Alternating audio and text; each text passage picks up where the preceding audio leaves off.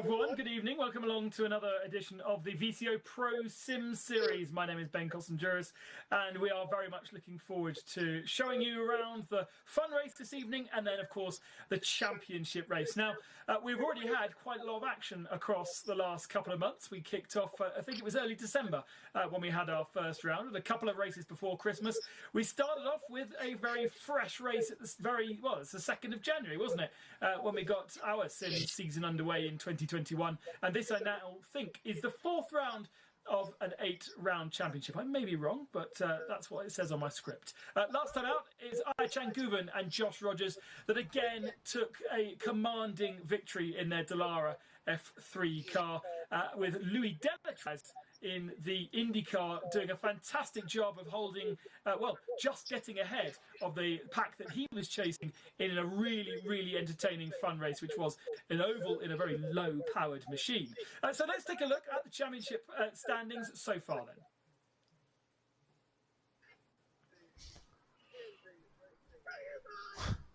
then. Martin van Nieuwsenoord is the man who leads the championship right now, ahead of Maximilian Benneke and Ellis Seppänen, with Joshua Rogers down in 4th position. This is for the fun race, and tonight it will be the turn of, I think it is our sim racers who will do the fun races. So that should be interesting to see how that leaderboard changes, because of course they have the opportunity to get some more points on the board. In the Esports Drivers' Championship, for the championship race, Lauren Heinrich leads by 15 points over Ayachan Guven. These are our pro drivers, Sage Karam in 3rd and Raul Hyman in 4th. You'd expect to see the likes of Philippe Eng and Alexei Nezov and Loris Colombo up a bit further. Here are Esports race with Graham Carroll leading the championship ahead of Maximilian Benneke and Joshua Rogers, with Matt Backham in 4th, and Sebastian Job, who's been a bit of a star, only down in 6th after various maladies. And tonight's entry list then, Stefan Wilson will join Jimmy Broadbent in the number 1 machine. Lots of drivers missing because they're heading off to the Daytona 24 Hours, but we still have the likes of Robert Wickings with us. Scott Andrews comes back to join Samuel Liebert in the 9 machine. We've got Dan Rowbottom for Team Redline in the 13 car. Sage Karam and Matt Backham continue in the 16, and look out for Louis Delatraz in the 11 as well. Romain Grosjean and Thomas Petitjean are also in the entry list. Johnny Edgar and Sebastian Job in the 22 car. So an interesting change of lineup there. Will Stevens joins us, Martin Tomczyk and Florian Kruger, Chembered Bassi and Bench Nemeth in the 47. Lorenzo Colombo and Maximilian Benneke, the 33, is the car to watch out for. Page 3 of our entry list, and we have the likes of Tommy Usgaard, Gustav Grinbergus, Sophia Flörsch, and Beitske Visser, the 2 female racers, Augusto Canapino and Semi Matti Trogan. I mention them every time, and they never seem to come up to the performance I'm expecting. Martin van Nieuwsenoord is joined by Dennis Lind, this time in the 94 car, Dylan Pereira in the 111, and Jeremy Bouteloup is joined by Luke Browning this time. As we said, lots of drivers heading off to Daytona. Unless you're in America, it's quite hard to do this and then get over for the Raw this weekend. They're racing because there's points and prize money on offer, a total of $5,000 for the prize pot for each of our rounds.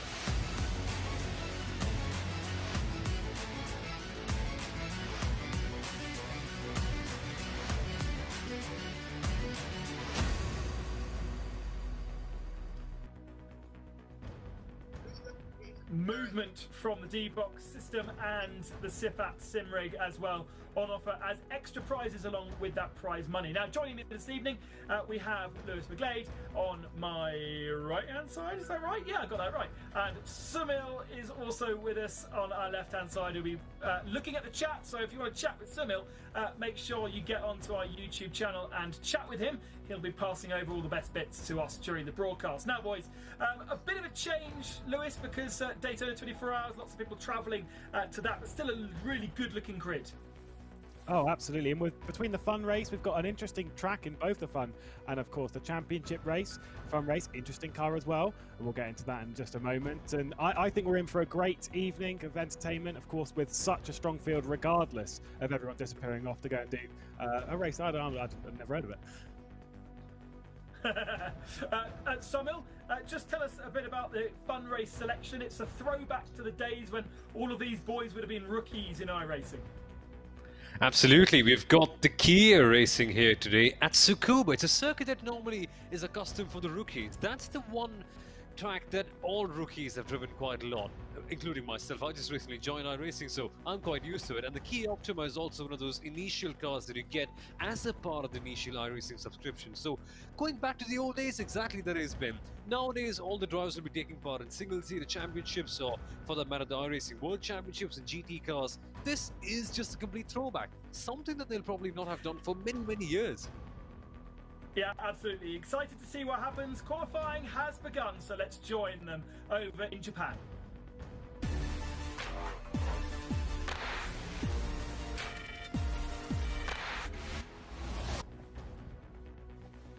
Right then, so Josh Rogers is on the pole position right now with Graham Carroll in second position. Now, this looks, well, it looks the cars, Lewis, as a kind of a slipstreaming kind of a race, but the track is so tiny that actually it's going to be a traffic thing more than anything else, right? Oh, it's going to be huge when it comes to the traffic around here. It's such a tight and twisty circuit. Slipstream will be quite important, of course, naturally. Low power car, punching a pretty big hole in the slipstream, but making sure you're on track at the right time towards the end of qualifying, of which we've only got 4 minutes left over doing the pit entry there with Josh Rogers, is going to be crucial. These cars, front-wheel drive, rear-wheel drive, they kind of look a bit like V8 supercars to me. They are front-wheel drive. They are quite an understeering thing, although you can make it slip and slide on the rear end, so throttle management will be absolutely crucial in this, and basically balancing it not only in, obviously, the acceleration part of it, but also a little bit in the braking zone to make sure that the rear end doesn't overtake the front going into it, especially into this corner, going into that hairpin, because you've got this right-hander kink going into it. It is tricky. This circuit really very rarely used in Japan in the real world these days, built in 1966, but in the virtual world used a huge amount. You'll all be familiar with it because it's been on Forza, it's been on Gran Turismo, and of course one of the early and free tracks that you can race on iRacing when you're getting your levels, when you're starting off as a rookie and trying to make your way through the various different classes so that the kind of platform opens up to you. So a place probably these boys will not have raced for a while, and certainly the cars being as sluggish and as slow as they are, we don't really have any world championships for these things, they are also probably very unfamiliar. So it's interesting to see all of these esports experts getting to grips with something almost kind of not brand new to them, but probably having to remember from a few years back.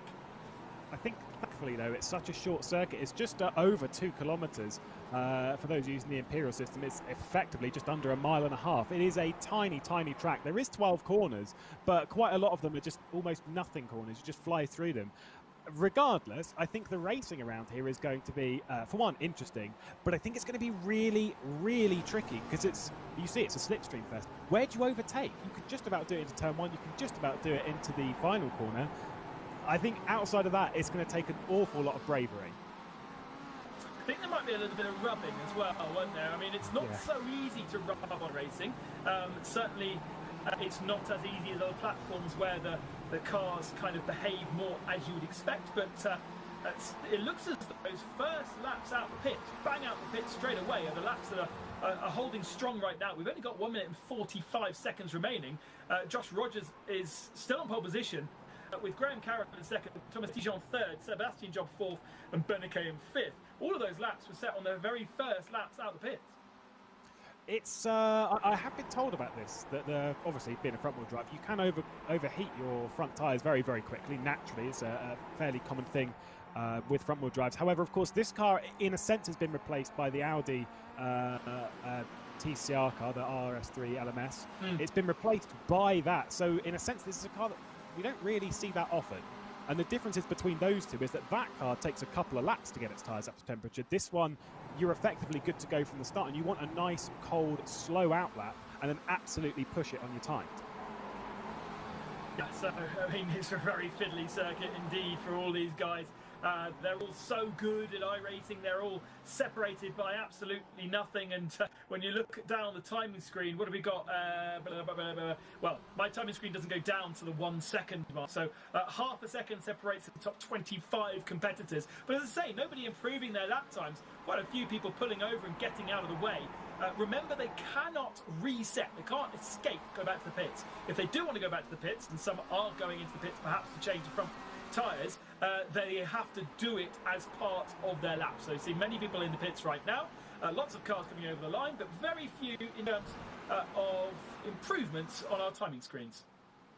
Well, just imagine having a 45-car grid around a circuit that's just under a minute.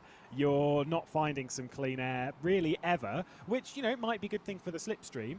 But the thing is finding that sort of clean part of the track where you've got enough space to actually make an impact with that slipstream rather than just hitting the car ahead.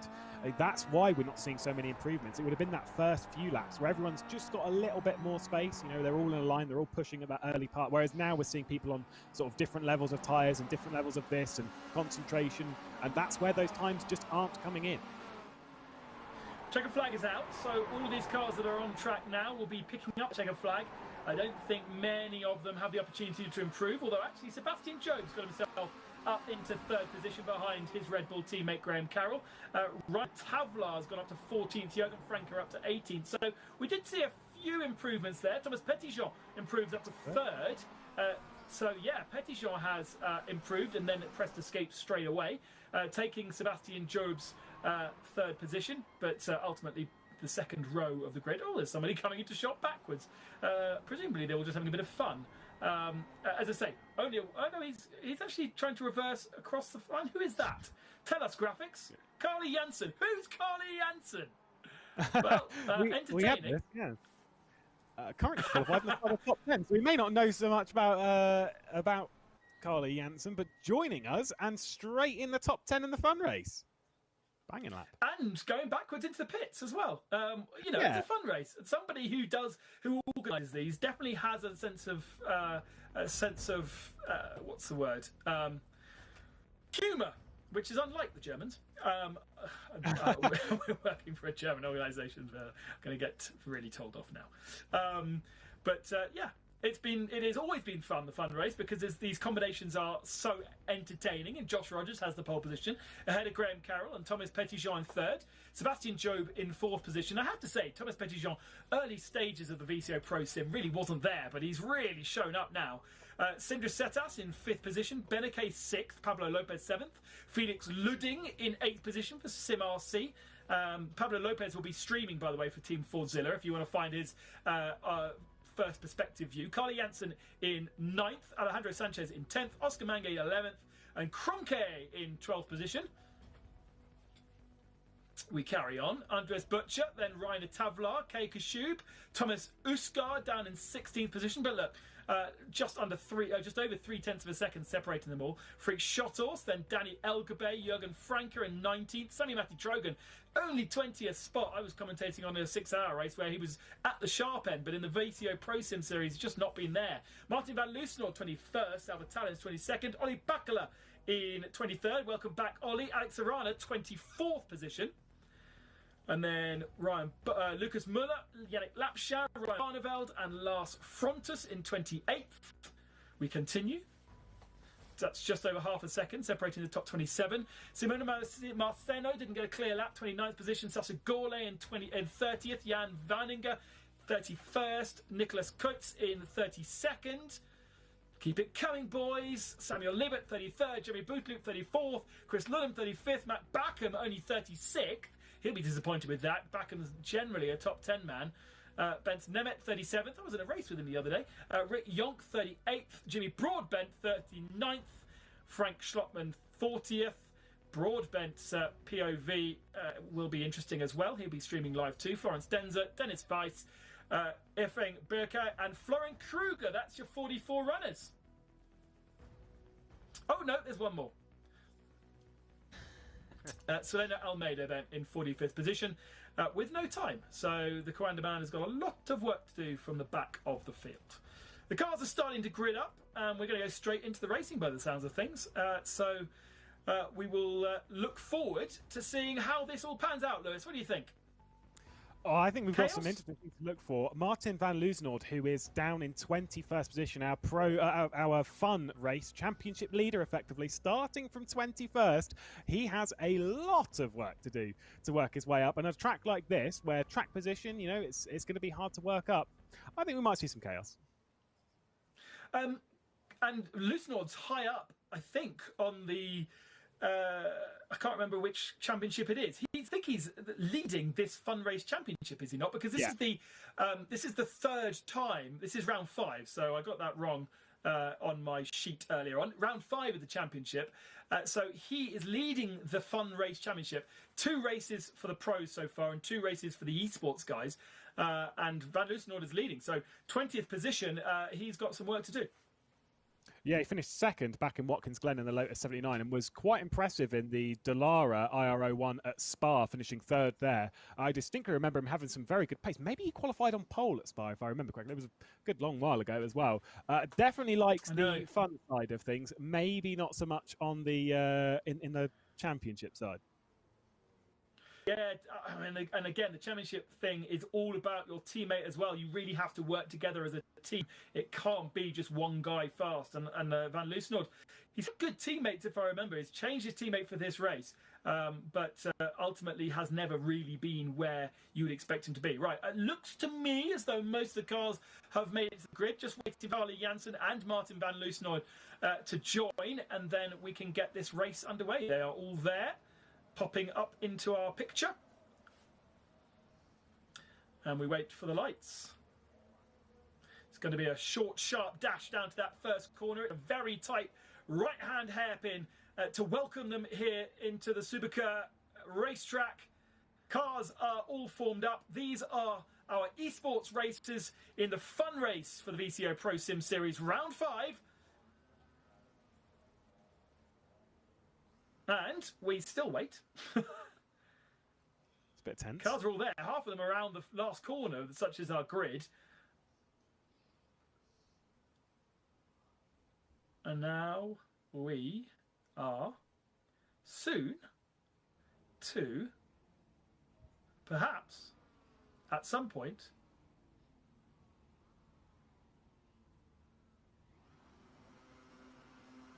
now ready to go racing. Here we go. The tiny little circuit in Japan, just outside Tokyo, welcomes our esports races. We've got a staller in the middle of the pack. It's all very messed up in the way that they got away from the line with these front-wheel drive cars. Cold start. Look at the field streaming through. One car goes sideways, but of course front-wheel drive, keep it buried, and you can keep it going.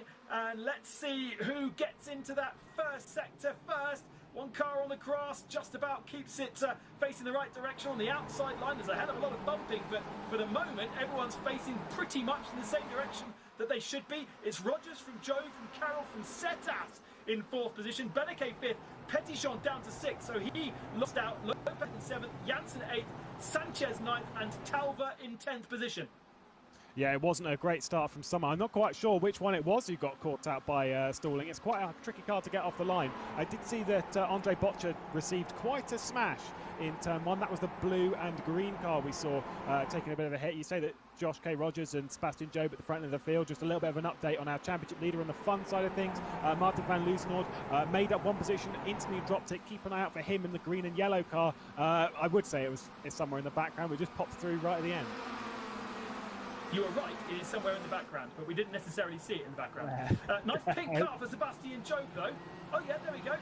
Good work from our director, picking up, and he's not going forwards, is he? Van Loosenord down to 25th position, really stuffed up in the mid-pack. It's going to be very intense for drivers like that with cars all around you at all given points. You're never going to have a chance really to breathe, and that heart rate that Pablo Lopez wears, he wears a heart rate monitor, is going to be very interesting to see how it copes with this. 3 wide going in to this right-hand hairpin. Oh, he received a bit of a hit there. I'm not sure which on that, who was giving him a bit of a naughty knock. I think it was Gawler who just pushed him out wide at the hairpin and then further down. This is going from bad to worse for Martin van Loosenhoorn. Does not like the Kia Optima, and I don't think he's having a fun time. No real changes in the top 10 positions. Freak Shottles drops to 16th. Here's a replay of exactly what happened to Martin van Loosenhoorn. He went 3 wide, and yes, that car on the inside line is completely loose already, and I think there'll be a little penalty given out to that orange and blue machine. They did the tapping because he was pretty much out of control. So Sebastian Job's got ahead of Graham Carroll. Graham Carroll's that 3rd car. We're right on board with him now. That happened at the start of the race. These 2 Red Bull boys are really giving Joshua Rogers something to think about, and of course Rogers can't get away. These are big bricks that are punching a massive hole in the air, and especially from basically that hairpin all the way round to the first corner. Josh Rogers is providing a lovely slipstream for the rest of the pack. The guy in just dropping off the back there is Sandro Setas in the white and green machine. He's got a bit of pressure from Maximilian Beneke, who is in the yellow and black car. And Beneke, there's a little gap there. There's a tiniest of hole that Beneke didn't slot through. Then it's Thomas Petitjean in the R8G machine in 6th position.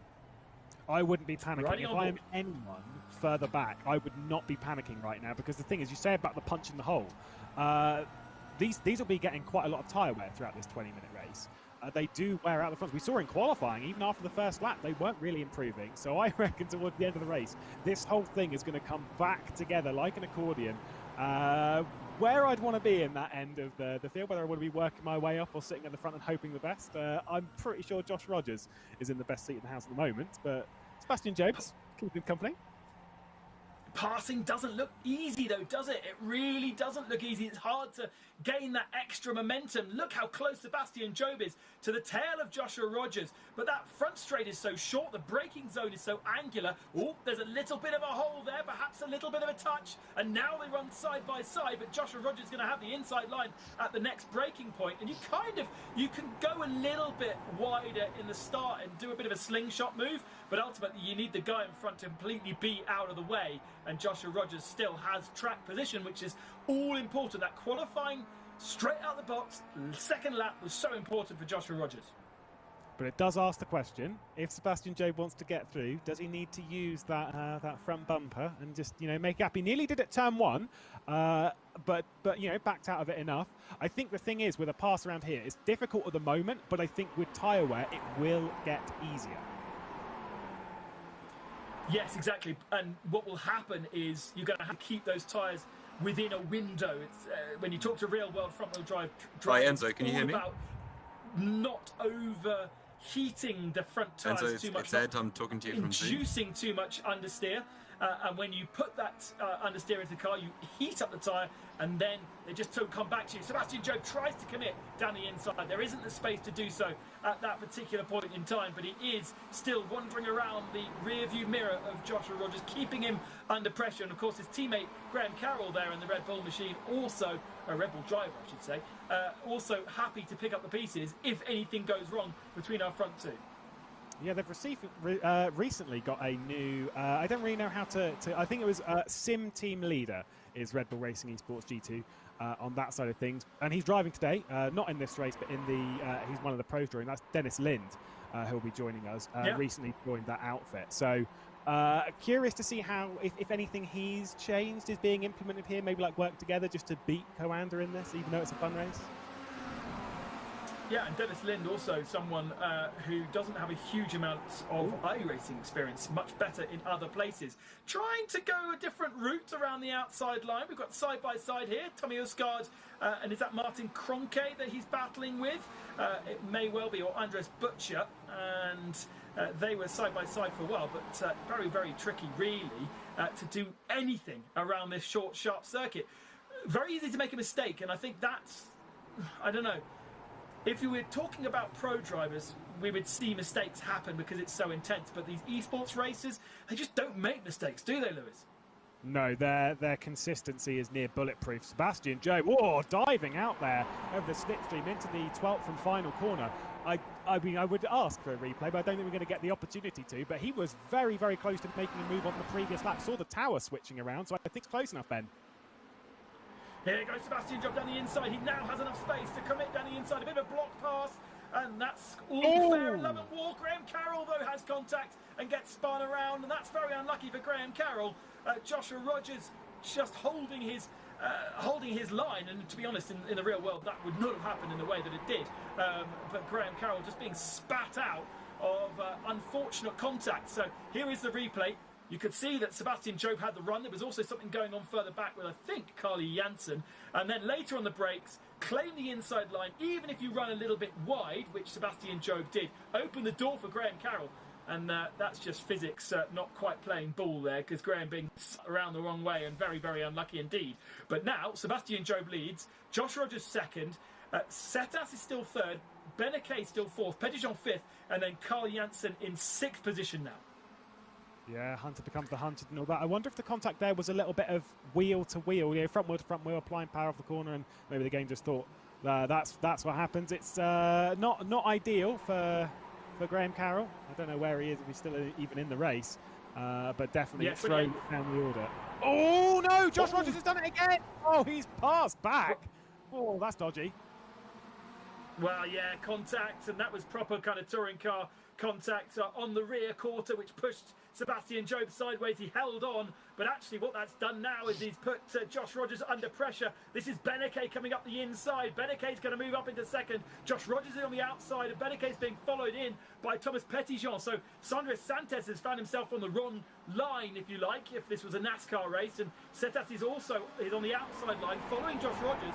But at the moment, Setas is going to lose the position to Thomas Petitjean, and Beneke goes down the inside of Josh Rogers up to second position. And now here comes Thomas Petitjean, who will have better momentum because he had the racing line, and they're all trying to go down the inside of Joshua Rogers. Actually, I think that's Petitjean defending, but there's a little bit of contact, and Josh Rogers goes a little bit sideways again. It was naughty of Josh Rogers to try and stick his nose in where he did. And now into the hairpin once more. A little bit of damage for the 24 car of Sandro Setas. And let's just take a quick break, because unbelievably, we've still got 10 minutes left of this race. So let's take a quick breather and welcome a new man to our championship. Enzo Fittipaldi joins us and should be popping up in the right-hand corner. There he is, Enzo. I've seen you today already having a lot of fun, Enzo, on iRacing. Lots of practice going. Yeah, lots of practice. I actually was called up yesterday, last minute, basically, I think, because one of the drivers couldn't do the race. So it's an honor for me to be able to be participating in such a competitive championship. I've been following it since the beginning. I haven't watched all the races, but I see how competitive it is. And yeah, I was able to do some laps yesterday and a bit of training today. And yeah, the field's extremely competitive. I'm not expecting much. I just hope to do my best and yeah, have a good time with my teammate and try and do some good teamwork and see what we can do from the race.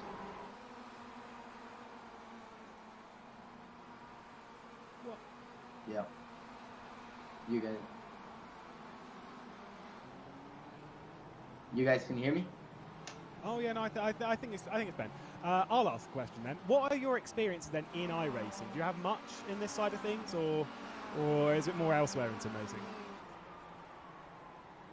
Well, my experience in iRacing has been like I got my simulator, so basically about basically when the quarantine started.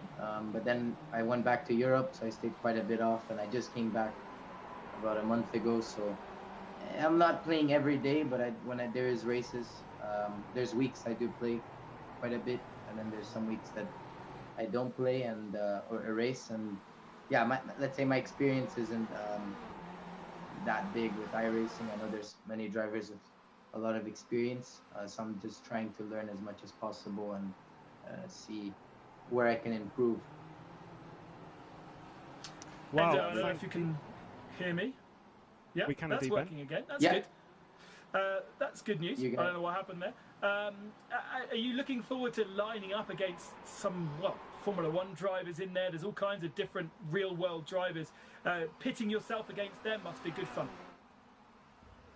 Oh yeah, I'm really looking forward to it. I'm very excited. I think, yeah, like I said, it's great just to be on the grid, and I'm really happy, and I'm really looking forward to the race, and yeah, can't wait for the adrenaline to kick in. Thank you very much, Enzo. We've still got plenty of action on track. Pablo Lopez, enjoy the race, Enzo. Thank you very much for joining us. Pablo Lopez is right in the thick of things now, up to P6, ahead of Thomas Petitjean, who's dropped down to 7th position. We saw Andres Butcher also off on the grass, and Martin van Loosenoord having more and more of issues further back. I think he's now in the 30s. There'll be no points for Martin van Loosenoord out of this fun race, and that'll be a real disappointment when he looks at the likes of Job and Beneke at the head of the field. By the way, 0.8 of a second between Job and Beneke, and then 1.6 back to Josh Rogers. It's kind of stretched out a little bit, Lewis, I guess because of the tyre wear right now. I think when Job got through, and then you had that battle behind between Beneke and Rogers, and they were all side by side for ages, it just allowed Job to get enough of a gap to push it out to around about a second, and then just basically breathe from all of that, and it sort of just spread everyone apart as the slipstreams just pulling that group apart. That's not an ideal instant there for Chris Lellum.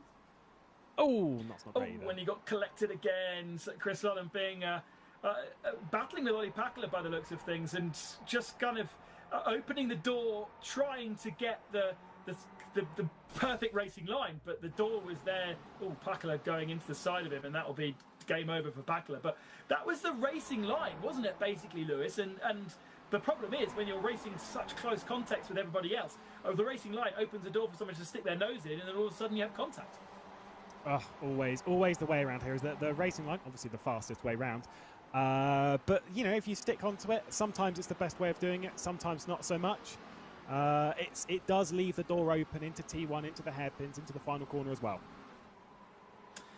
Before we get to the end of this fun race, let's quickly check in with one of our pro racers, who's also a bit of an esports expert as well. Lauren Heinrich joins us. Lauren, watching this fun race probably with interest, but not necessarily jealous that you're not out there, because it looks a bit of a handful.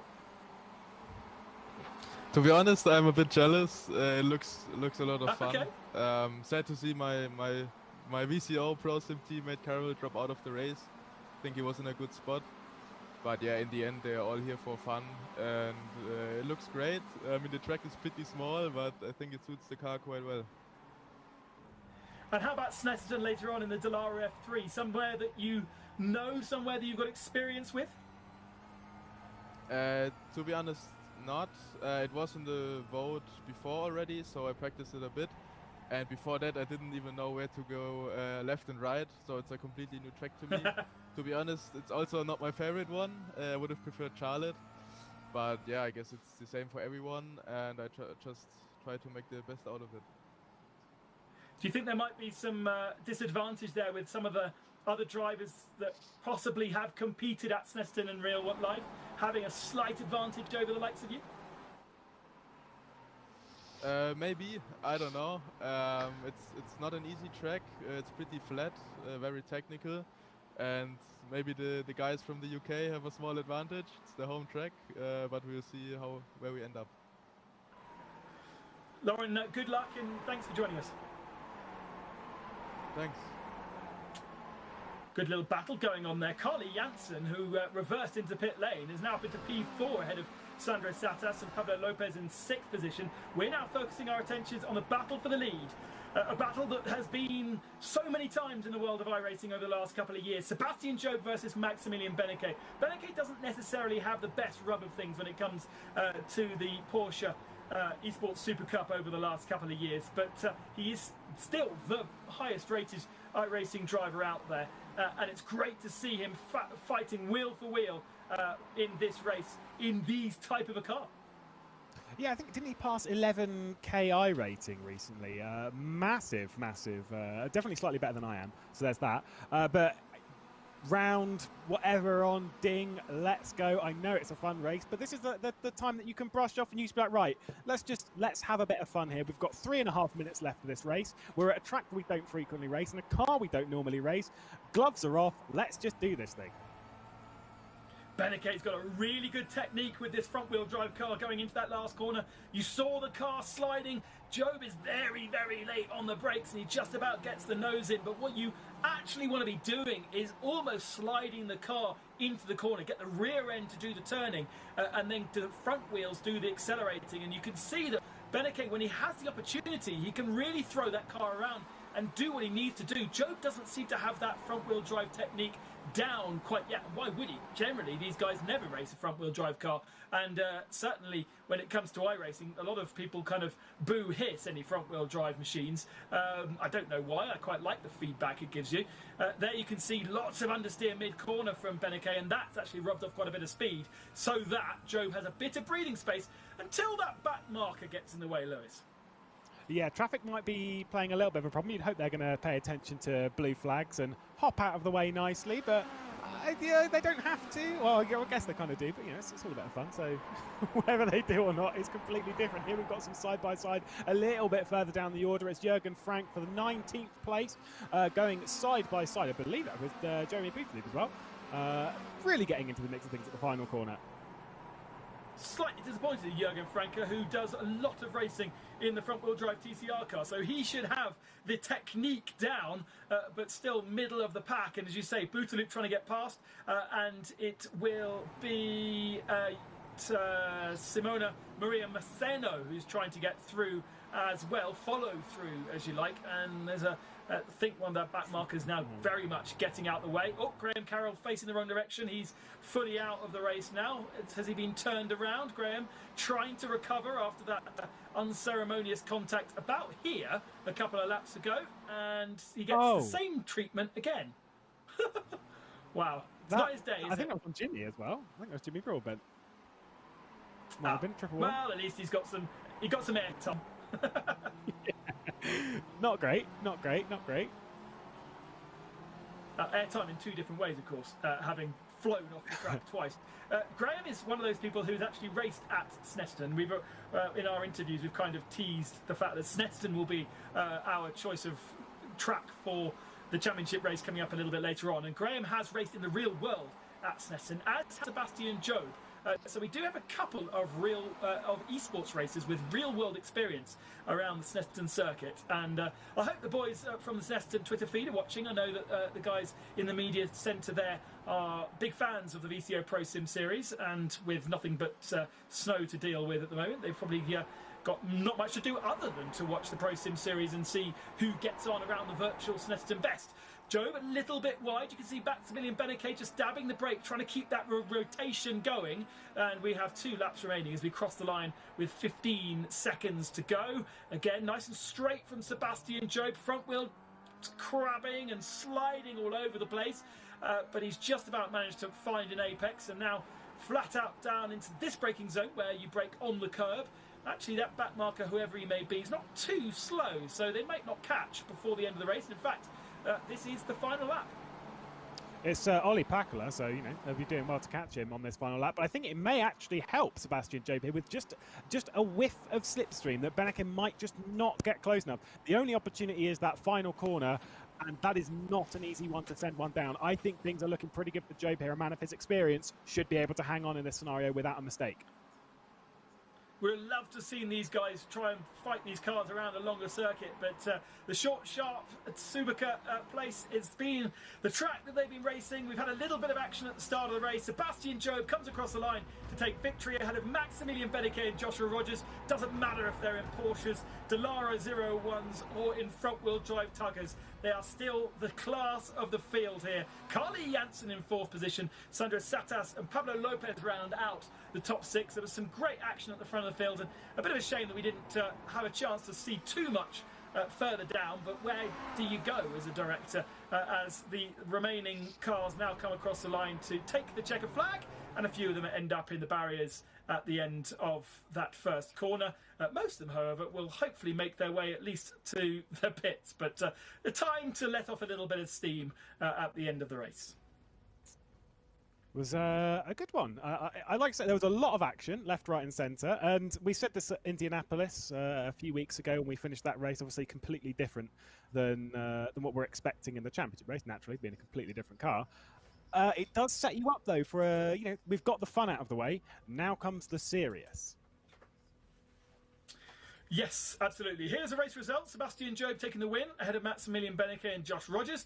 Carly Janssen in fourth spot, Andrew Satas and then Pablo Lopez. Thomas Petitjean got shuffled down to 7th by the end. Alejandro Sanchez 8th. Reina Tabla in 9th. And Tommy Osgaard started 16th. So up to the top 10. That's a pretty decent result from Tommy ahead of Martin Kronke, Freak Shottles, Oscar Mangen, Felix Ludding in 14th. He does front-wheel drive for SimRC as well. Andrea Butcher, Jeremy Boothloop, Sami Matti Trogan, Jürgen Franke in 18th, Simone Marceno in 19th, and Keika Shub in 20th spot for BS Plus. Sasha Gourlay in 21st, Daniel Gabay, then Lars Frontis, Alex Arana only up to 24th by the end, Lucas Miller 25th, Jimmy Broadbent from the back of the field to 26th, Yannick Lapsha in 7th, Ryan Barneveld 28th, Chris Lullen we saw being spun around, but actually he ended up further up the order than when he was spun around. Salva Talent in 30th, then Jan Veninger, Efeng Burkan, Sully Almeida, Dennis Weiss, Oli Pakalo all got tangled up. Florian Denzer got tangled. Graham Cowell we saw facing the wrong direction twice. Florian Kruger in 38th and Martin van Loosenord retiring 39th. No points, nil points, along with all of the rest underneath him, including Matt Backham, who didn't even start the race, which is a bit of a shame.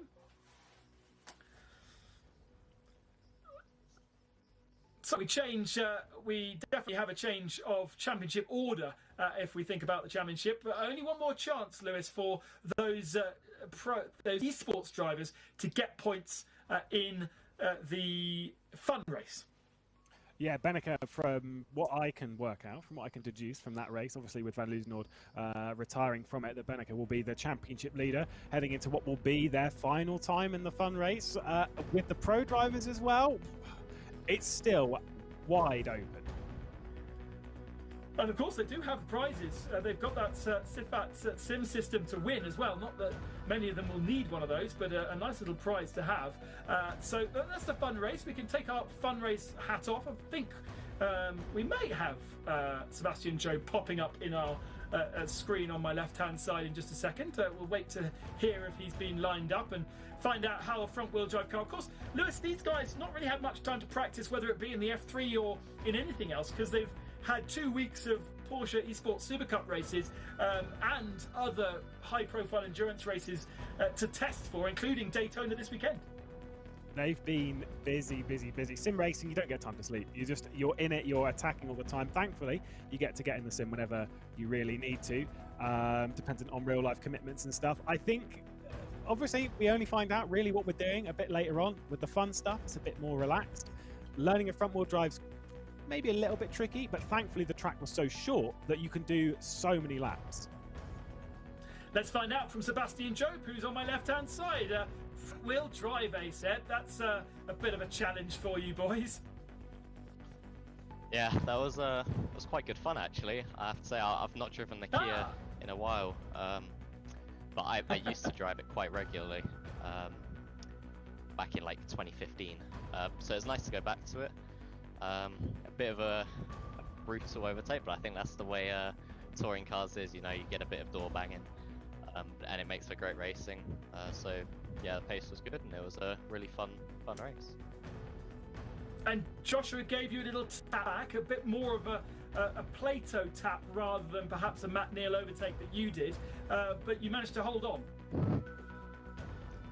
Yeah, I could see it coming in the mirror, but being a touring car, the way the Kias are, it's you can't really avoid it. I couldn't just let off the brake and steer out because the car would take so long to react. So I just kind of braced for impact, hoped that the damage wasn't too bad, and luckily it wasn't. And because I had the outside, I could get a good exit. I think Josh may have lifted, but I'm not sure. And yeah, so I was alright in the end, but it was a bit of a close call. Max put you under a bit of pressure at the end there. It looked like somehow he just had a little bit more front end in the out exit of the corners. Yeah, it was a really interesting race actually in that sense. That it was like there was phases we went through where when I first overtook Josh and then Max overtook, I was fastest for a few laps, and then I kind of started to use up my tyres a bit more, I think, with my aggressive style, whereas Max, I think, was saving them a little bit more. And so I pulled away about, I don't know what the gap was actually, near a second, and then he just slowly brought it back. And then the last 2 or 3 laps, I suddenly felt like my tyres were back to normal, and I started to get a little bit breathing room and kind of relieve that pressure from him. Awesome. Well, thank you very much, Seb. Change of hat now. Rear-wheel drive, F3 car. Have a good one. Thank you. Cheers. And as you can see, no time even to cut his hair, such has been the intense schedule at the start of this esports year for all of our iRacing guys. Very, very relatable. It's a busy schedule. It is busy. It's non-stop. It's, you know, despite everything happening in the world, you don't really get time to breathe. It's focus, it's attention, it is constant practice. Let's have a look at the rules and regs then for the championship race that's happening in a few moments' time. As we said, we're going to Snetterton. It was against the Charlotte Roval, and I'm a bit surprised. I'm a bit sad. So the Charlotte Roval is a really tough little track. Snetterton's a pretty standard circuit, but everybody went for Snet. There you go. 78% on the Twitter voted for Snetterton over Charlotte. I think there might have been a Romain Grosjean influence there. He was very keen on Snetterton a few races ago. But 2 very different circuits. What are we going to see from Snetterton, Lewis? It's a tricky track. There are a lot of really, really hard corners. You know, go through the final section, and that trying to get it into the final corner is really tricky. There's some high curbs around here. Some of the more medium speed corners, like Rich's, is really, really tricky because you're just balancing it on the rear end. Heavy braking zones. Racing's going to be interesting. It is a track that not a lot of people know, though, and I think that's going to play its part. Is those that have raced it before, like you said, in the real world, they're going to be at an ever so slight advantage at the moment. Right, well, qualifying has started, so let's get over to Snetterton.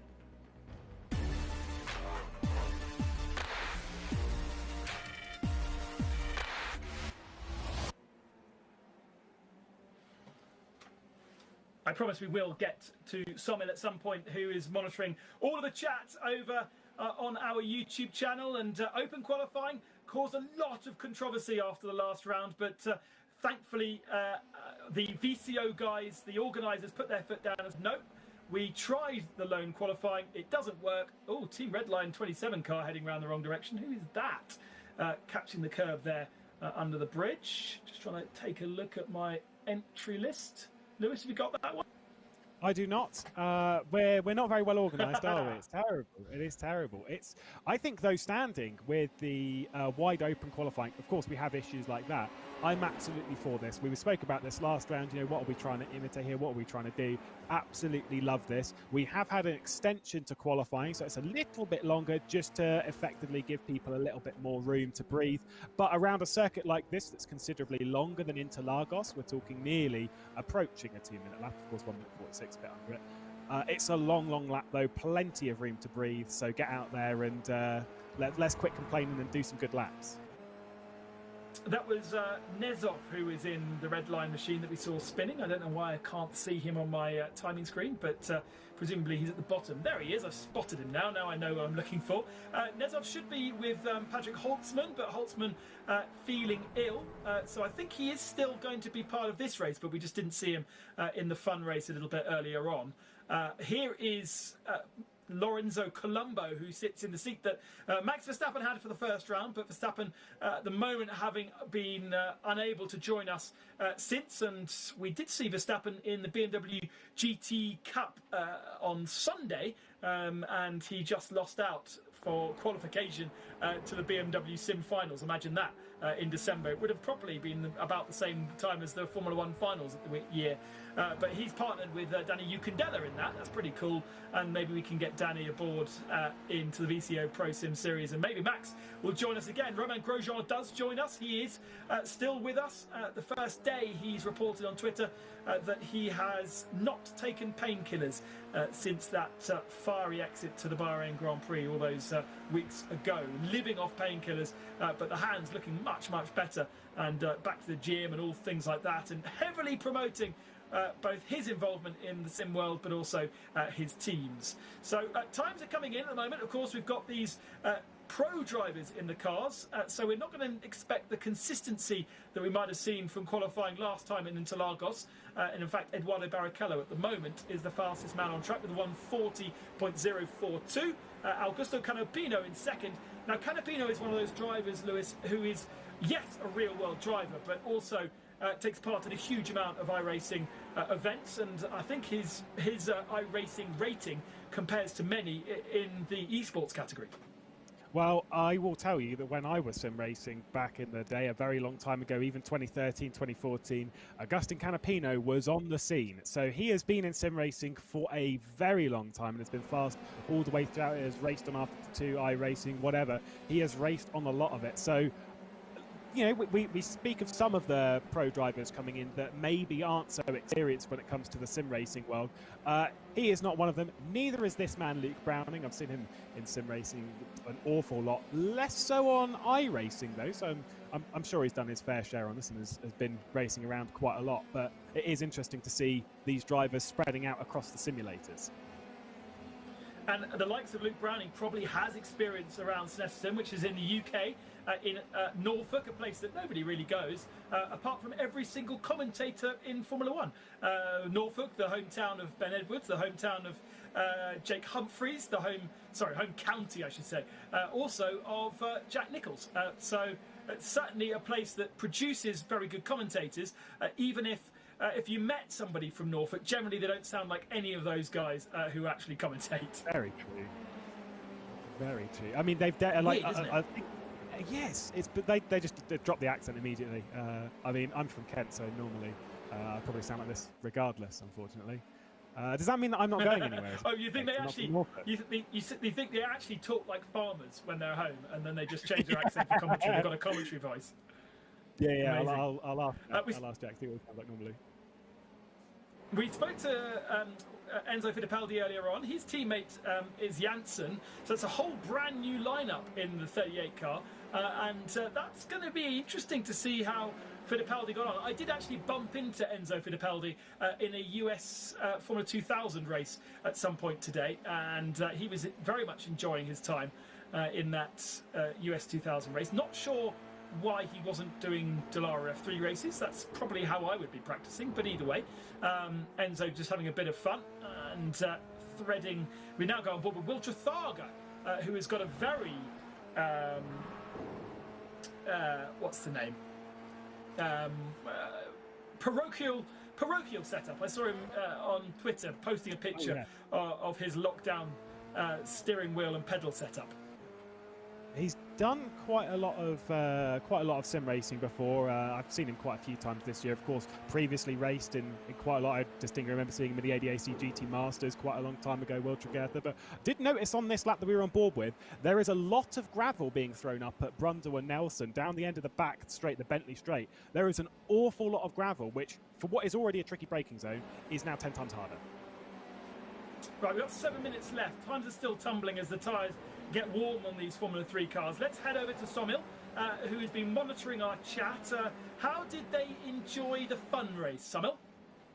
Quite a fair bit, Ben. Everyone had such a fun time watching the Kias out on action at the Tsukuba circuit. It's a favorite track among many. It's a track that so many people in the broadcast were watching this have raced themselves in iRacing. So a bit of a fun one for everyone watching past. And of course, Carnage is quite spectacular to watch, isn't it? So that had quite a positive reaction. But taking a quick look at the driver of the day sheet, quite a few people have gone in to vote and respond to who their pick was. Surprisingly, no votes for Jimmy Broadbent so far, regardless of his awesome comeback.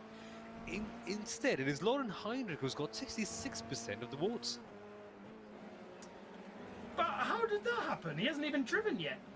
Or did he? No, he's in this session, isn't he? I wish I knew, but that's what the fans have to say. I guess. There he is. You can't vote for a driver of the day who's not actually driven yet. Perhaps they thought that he was just being far too clean just by not driving it also. That's one way. Well, he did a nice interview. Somil, get control of your crew, and make sure they're behaving themselves when it comes to driver of the day. You can't vote for somebody who's not driven yet. The lap times are still coming in. Lorenzo Colombo goes up onto the provisional pole position, but everybody's still improving. Scott DeAndrews, who actually took over from Romain Grosjean in the R8G team, he comes over the line. He's now paired up with Samuel Liebert, who's not really had a very good season so far. And Liebert, those two are now on the provisional pole, and with other improvements, stay there for the moment. What is the reaction to all the different lineups that we've got, Somil, today? So many different drivers, but still some very interesting ones, and great to have Romain, of course, with us. Absolutely. There hasn't quite been a lot of word in the chat about all the driver lineups. People have just been too busy enjoying the carnage that happened in the fun race so far. But I'm sure everyone, when they realize that Grosjean is back, they'll have quite a fun reaction to that. It's a very heartwarming feeling, isn't it? We had the same discussion the last time out, seeing him in the oval race. This time he's here driving and actually turning right as well. And considering the circumstances of his accident, I think, frankly, that's a very brilliant achievement. Jimmy Broadbent, who will be streaming all of his action live on his YouTube channel. He's partnered with Stefan Wilson, very late call up, and Stefan, sometime IndyCar and Indy 500 starter, and brother to the late Justin Wilson, knows the circuit probably not as well as his brother did, but would have raced here in maybe raced in Formula Palmer Audi, if my memory serves, so should have a decent feel for the Snetterton circuit. Through the bum hole, don't mix that up with the bum hole, which some people do. What do the guys think about Snetterton, Somil, on the chat? It's funny. Some people have said that Snetterton, I've never heard of that circuit ever before. It's not obviously the most popular circuit in the world, let's be honest, but it was quite popular on Twitter. Romain Grosjean had quite an influence on that, as you discussed early on. And I'm sure that as the race goes on, people will enjoy it quite a fair bit. But it's funny, Ben. The one really funny thing that's happened is that Jimmy Broadbent, before this race, he has a rather peculiar thumbnail to his live stream that's going on simultaneously as this broadcast goes on. It says, "Why does nobody want to be my teammate?" Oh. Yes, well, that's one for the organisation. Can't answer that one. Make many a suggestion, but actually, Mike Rockefeller was really entertaining when you saw his stream. Rocky was really chatty, and there was great banter between the two, even if they were thrown together quite late on. And maybe Rocky will join us again. Who knows? We've still got this is round 5, so we've still got 3 more rounds to go, spaced out, I think, to the end of March. So plenty of time, and hopefully won't clash too badly with other big events that require so many drivers to go off to different race circuits. The next duty that I have is on Valentine's Day. I still haven't told my wife that. 3 minutes remaining in this particular qualifying session. Phil Dennis. Do we know much about Phil Dennis? I should do. I know I should. I do not, but I do know that regardless, he is topping this session and making everyone look, I wouldn't say bad. Bad's a harsh word. He is only 300 ahead at the top of the field. But he is ahead of Lorenzo Colombo, who I think has actually done quite a remarkable job of jumping into that car. Of course, replacing Max Verstappen and joining with Max Benecker. And I know the last couple of races hasn't really gone their way, but definitely shown some good pace. Phil Dennis is a new signing to BS Plus, the team based at Bureau Sud, and is a Indy Pro 2000 driver. Thank you very much, Ed, who's kind of acting as our producer. I did not know that. So another young'un who's probably got lots and lots of experience online racing as well as in the real world. But it's Sage Karam, who couldn't get it on pole position when he went to Indy in the fun race that we had last time out, but yet around Snetterton, which he's probably never really raced at, he at the moment has pole position by 1/10.5. Yeah, I mean, absolutely no problem with this track. It's a wildly different circuit. Saying to someone on the chat, like some people have never heard of it. You know, I think that's being a little bit unfair. I think most people have heard of it. I'd hope anyway. But certainly on the British scene, It's one that we all know because of British touring cars, because of British GT. I mean, even things like supercarts have been here, and British Formula 4. In fact, the BRDC Formula 3 Championship actually does come here in real life. That said, they use a Tatus rather than a Dallara, so it's a bit different. But nevertheless, you can draw comparisons. Back in the day when I used to commentate at the tracks, I've commentated on British F3 in these Dallara F3 cars around this circuit. And in fact, in 2012, I raced on the package that they raced on, but I was in a Ginetta around Snetterton. And it rained so badly that one of our races got cancelled. So that's fun. So I have a bit of experience around here. And it's tough to say, classic iRacing, it really does feel like identical to what you experience, other than the fact that it's always raining in Norfolk, and you can't have rain in iRacing. The layout feels very, very, very similar. As Phil Dens again gets himself onto the pole position, him and Sage Karam swapping fastest times. Absolutely mad lap times. Yeah, 1/10 clear as well. So he's really put it together. A long lap like this, you can find yourself a fair amount of time, because it's obviously so long. There's so much time to find. Although I do wonder if some of that is the gravel being cleared off at Brundle, because it was quite thick, and obviously that's going to make that braking zone quite slippery. And considering the times we were setting at the start of this session, I think it is sort of speeding up through sort of that area of the circuit. That's I don't really see the exact sector times. But yeah, either way, Phil Dean's doing amazing work. Lauren Heinrich, of course, championship leader when it comes to the pro side of things, currently sat in 4th place, teaming up with Graham Carroll, who did not have a great round in the Fun Series a little bit earlier, as we saw. But interesting to see them up there. Was that Ian Changuven moving up to 3rd place? Nice lap time, and Lauren Heinrich now slaps it up into 4th.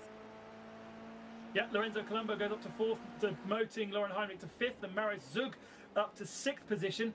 Alexei Nezov has retired out of the session. He's down in 26th spot. So him and Patrick Holtzman, who are sharp end of the championship, will have a lot of work to do as Scott Andrews gets himself up to 5th. Where is Romain Grosjean? 23rd only for Grosjean and Petitjean. Just behind Bradley Philpott in 22nd, and Luis Delitraz that's a weird way of saying it, Ben. 25th spot for Louis Delitraz, just ahead of Will Stevens. The two girls, Beitske Visser, 29th, and where is Sophia Flörsch? 43rd, so way down the field. But that's the checkered flag, so everyone just finishing off their laps now. Yeah, a bit of a shame for Romain Grosjean being down in 23rd. That car, I think we were all a little bit heartbroken a couple of weeks ago when Petitjean put it on 2nd place, if I remember, was running in 2nd, had an incident between Petitjean and Beneca that sort of sent them both a little bit down the order, Petitjean more so. So we didn't really see them at the front end of the field. Obviously, we were all really, really sad about that, of course. Starting from 23rd, maybe they'll have a better finish. You never know how things are going to unfold, especially around here, which can be a little bit carnage-filled. Of course, halfway through this race, they will swap over and hand the cars to their esports races. They do have a fast repair available if those guys in the first stint have damaged the car, so they can get a fresh car for the second stint, and then the esports racers will be doing their thing for the second half of the race. And when you look at the lineup and compare with relation to the teammates, Martheno on pole position, Backham second, Rogers, Beneke, Liebert, Arana, Graham Carroll only 7th, Sebastian Job even further back in 20th spot. Johnny Edgar is Sebastian Job's teammate for this particular round, because Philippe Eng unfortunately travelling to Daytona. Not unfortunately for him, he's well happy about it, but for us. So Johnny Edgar, who is a Red Bull driver for the Formula 3 Championship. I think he's just signed for Formula 3. Yeah. And son of 4 generations of Edgar Carters, so they'll know this place very well. Here is the starting grid then. Phil Dennis, second time in the VCO ProSim Series, and pole position for him, 10th ahead of Sage Karam, with Aychan Guven in 3rd position and Lorenzo Colombo in 4th spot. Just under 2/10 back, and then it's Scott DeAndrews with Ibrahim and Arana in 6th position, Heinrich 7th, Canapino in 8th, again I'll tip them again. Look out for that 86 car in 8th position. Then Zug and Mike Epps. You see, British touring car experience helping Mike Epps up to 10th. Foley in 11th. Grinbergas in 12th position. And then Eduardo Barrichello, his dad, not joining us at the moment, but Eduardo with us in 13th. Luke Browning, 14th. Raul Hyman, he'll have raced here quite a lot in 15th position. Alex Palou in 16th spot. Then Kenton Koch in 17th. Alex Alcaraz in 18th. Enzo Fittipaldi, new to the championship, 19th. And Johnny Edgar, also new, in 20th. I wonder how much experience he's had around Snetterton. Raymond Pinheiro in 21st. Bradley Philpott, he certainly has raced around Snetterton, 22nd. Romain Grosjean, 23rd. And Elias Sepanen in 24th. Sepanen's something like 3rd in the championship. So it'll be interesting to see how those two get on. Louis Delatraz in 25th. Will Stevens, 26th. Alexei Nezov, 27th. And Dylan Pereira, 28th. Dylan has recently signed for TS Sport, and so he'll be testing around Snetterton, no doubt, in the winter. But Skavesta, 29th. Nick Yellerly, 30th. Nick Foster, 31st. And Robert Wickens in 32nd position. And then Vitolo Garcia, Dan Rowbottom, Martin Tomczyk joins us, 35th only, however. Will Tregartha in 36th. Stefan Wilson, 37th. Dennis Lin, 38th. Raymond Rodriguez in 39th. And Miguel Molina in 40th position. And the last couple of drivers, Bastien, Wagner, Flourish and Headley in 44th. Still, only 2 seconds separating the top 42 drivers. Lascarados, Bence Nemet, who I raced, and he's down in pretty much last, and Raul Hyman. I think those two got together, actually. And actually, Raul Hyman in 47th doesn't exist because he was further up the field.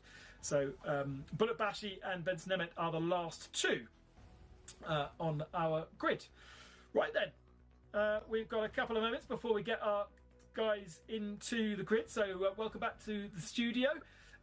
Interesting, especially for someone like Sebastian Job, who's got some serious work to do, teamed up with Johnny Edgar this time, Lewis.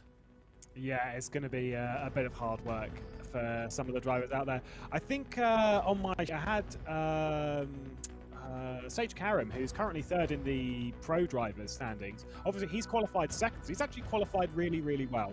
Is about 17 points off of the championship leader. So it's a round like this, around, you know, maybe a slightly weird track with some drivers well out of position, that these are the perfect times to capitalise. We've just passed the halfway point in the season. So it's, you know, in a sense, it's now or never. And Snetterton is a place where you can overtake, right? Oh, absolutely. There's plenty of opportunities. You've got the Montreal hairpin, which I think has been renamed to the Wilson hairpin. You've got stuff on the back straight, you know, into Brundle. The final corner if you're brave, but yeah, I wouldn't recommend it, but you can do it. Yeah, absolutely. Long sweeping right-hander, kind of a braking and turning at the same point, and it's okay in a touring car, but ultimately you don't want to cause any damage to these F3 cars, Lewis, because they are they are subtle. Even the slightest bit of damage to the front wing or suspension will slow them down a lot. Oh, huge. You do not want damage on this car at all. Yes, we've got the fast repair, but damage, bringing it back round to the pit lane, especially if it's outside of the pit window, if you have to use that at an awkward time, your day's done. Right, well, if you haven't noticed already, we are using iRacing, a fantastic platform for all of your simulation needs, whether it be circuit racing in Britain or in Australia, or indeed dirt ovals in America. This is what it's all about.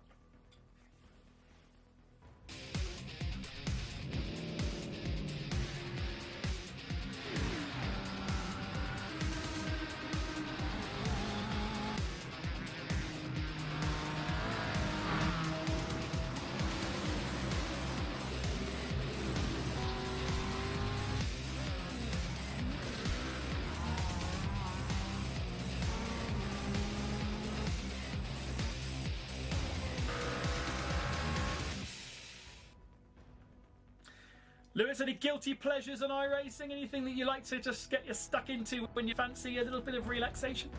unfortunately. You said it earlier that people don't really like the front-wheel drive, but sorry, it's what I drive most of all. It's the TCR car. It's normally what I sink my time into, just because it's a bit of fun, a bit of casual stuff. Great to just spend a couple of hours, do a few races. Had one at Long Beach earlier. Fantastic stuff.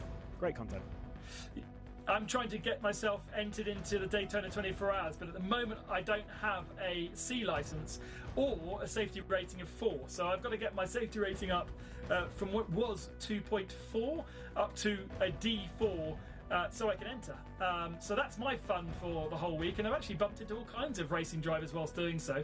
But ultimately the best fun is taking a Dallara IndyCar around Monza and really just holding on for dear life. There are some terrifying, I'll correct myself, experiences you can have, especially taking some of the older cars. My favourite thing to do is take a NASCAR around a crazy track. It's ridiculous. Let's bring Simon to the left-hand side here, who's been monitoring our chat. Simon, what are the reactions? What are your reactions to that qualifying session? It's been quite fun. All the fans coming out there supporting their favorite drivers. Quite a bit of support for Augustin Canapino as well, which is quite good to see, and also for Benson Ameti. But on the whole, Ben, it's just a mood of excitement. Everyone is keen to see how things are going about, and there's a bit of a slight skirmish about which the best British circuit is, and I'm actually quite keen to know your take. Ooh. Which do you think is the best circuit around? Has to be Campbell Park for me, if we're not considering racing tracks, but... What's being suggested on the chat? That's very interesting. I mean, there's been general discussion saying that all English circuits are quite nice, but there's just this one question in my mind: which one is the best?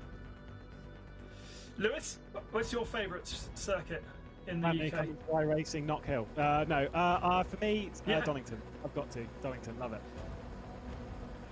I actually agree with you, Simon. I think you've hit the nail on the head. It's got to be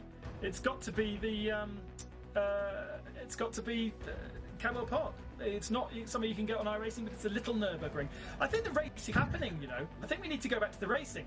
I don't know how we've managed to miss the start, but we are racing, and we are into the first hairpin, and that is Lorenzo Colombo up into second spot. So. Colombo is... So the starters are those that have qualified, and we've got a big mess further back in the hairpin. I can see Jimmy Broadbent managing to get through there, but who has been caught up in it?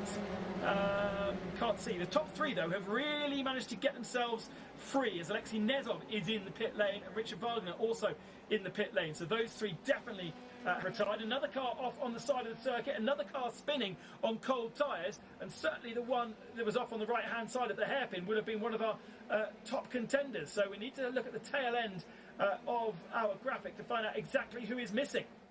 I'm sorry, but I just saw that out of the corner of my eye at Palmer, there was a spin from one Mr. Lauren Heinrich. So only 3 corners into the race, and way, way, way down the order. I think down in probably about 25th, 26th place, something like that. Absolutely miles down the order, so we're getting chaos in the early stages.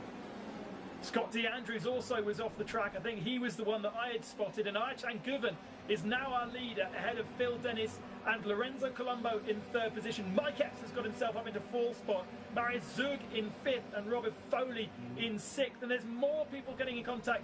There's a lot of places at Snetterton where you can't run side by side, and I think these guys are starting to find that out now. We're going to have a lot of pit visitors on lap 1, as well as those who have been towed and are waiting to get back out onto the track.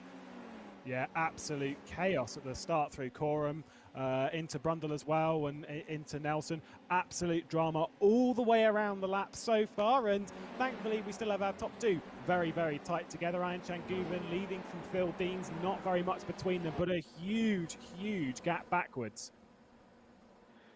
Now, somebody missing from second on the grid by the looks of things. I don't know who qualified second, but it did look as though...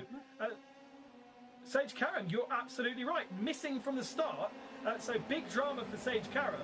And this was what happened through the first couple of laps. It was a very clean start just from the top 3. Lorenzo Colombo going up into 2nd position. He makes a mistake later on the lap. And there was a big spin. And who was that spun that then actually collected 2 lots of drivers, including Raul Hyman. But right in the middle of the pack, that was a spin, and that's exactly where you don't want to do it. I wondered if we could take a look at Lauren Heinrich there, spinning at going into Palmer, but I think we're going to miss it in all this. Although here we're now looking back with Romain Grosjean into Wilson. You've got all that carnage happening. This is madness. Pick a car, because there are so many in this. There's Heinrich. Oh, and Heinrich gets into the back of one of the BS cars, and oh dearie me, takes off another car as well. How much damage does that car have? There's so many people facing the wrong direction, and I can't quite work out which car that he got into the tail end of there. But ultimately, he just got on the throttle when the other guy didn't.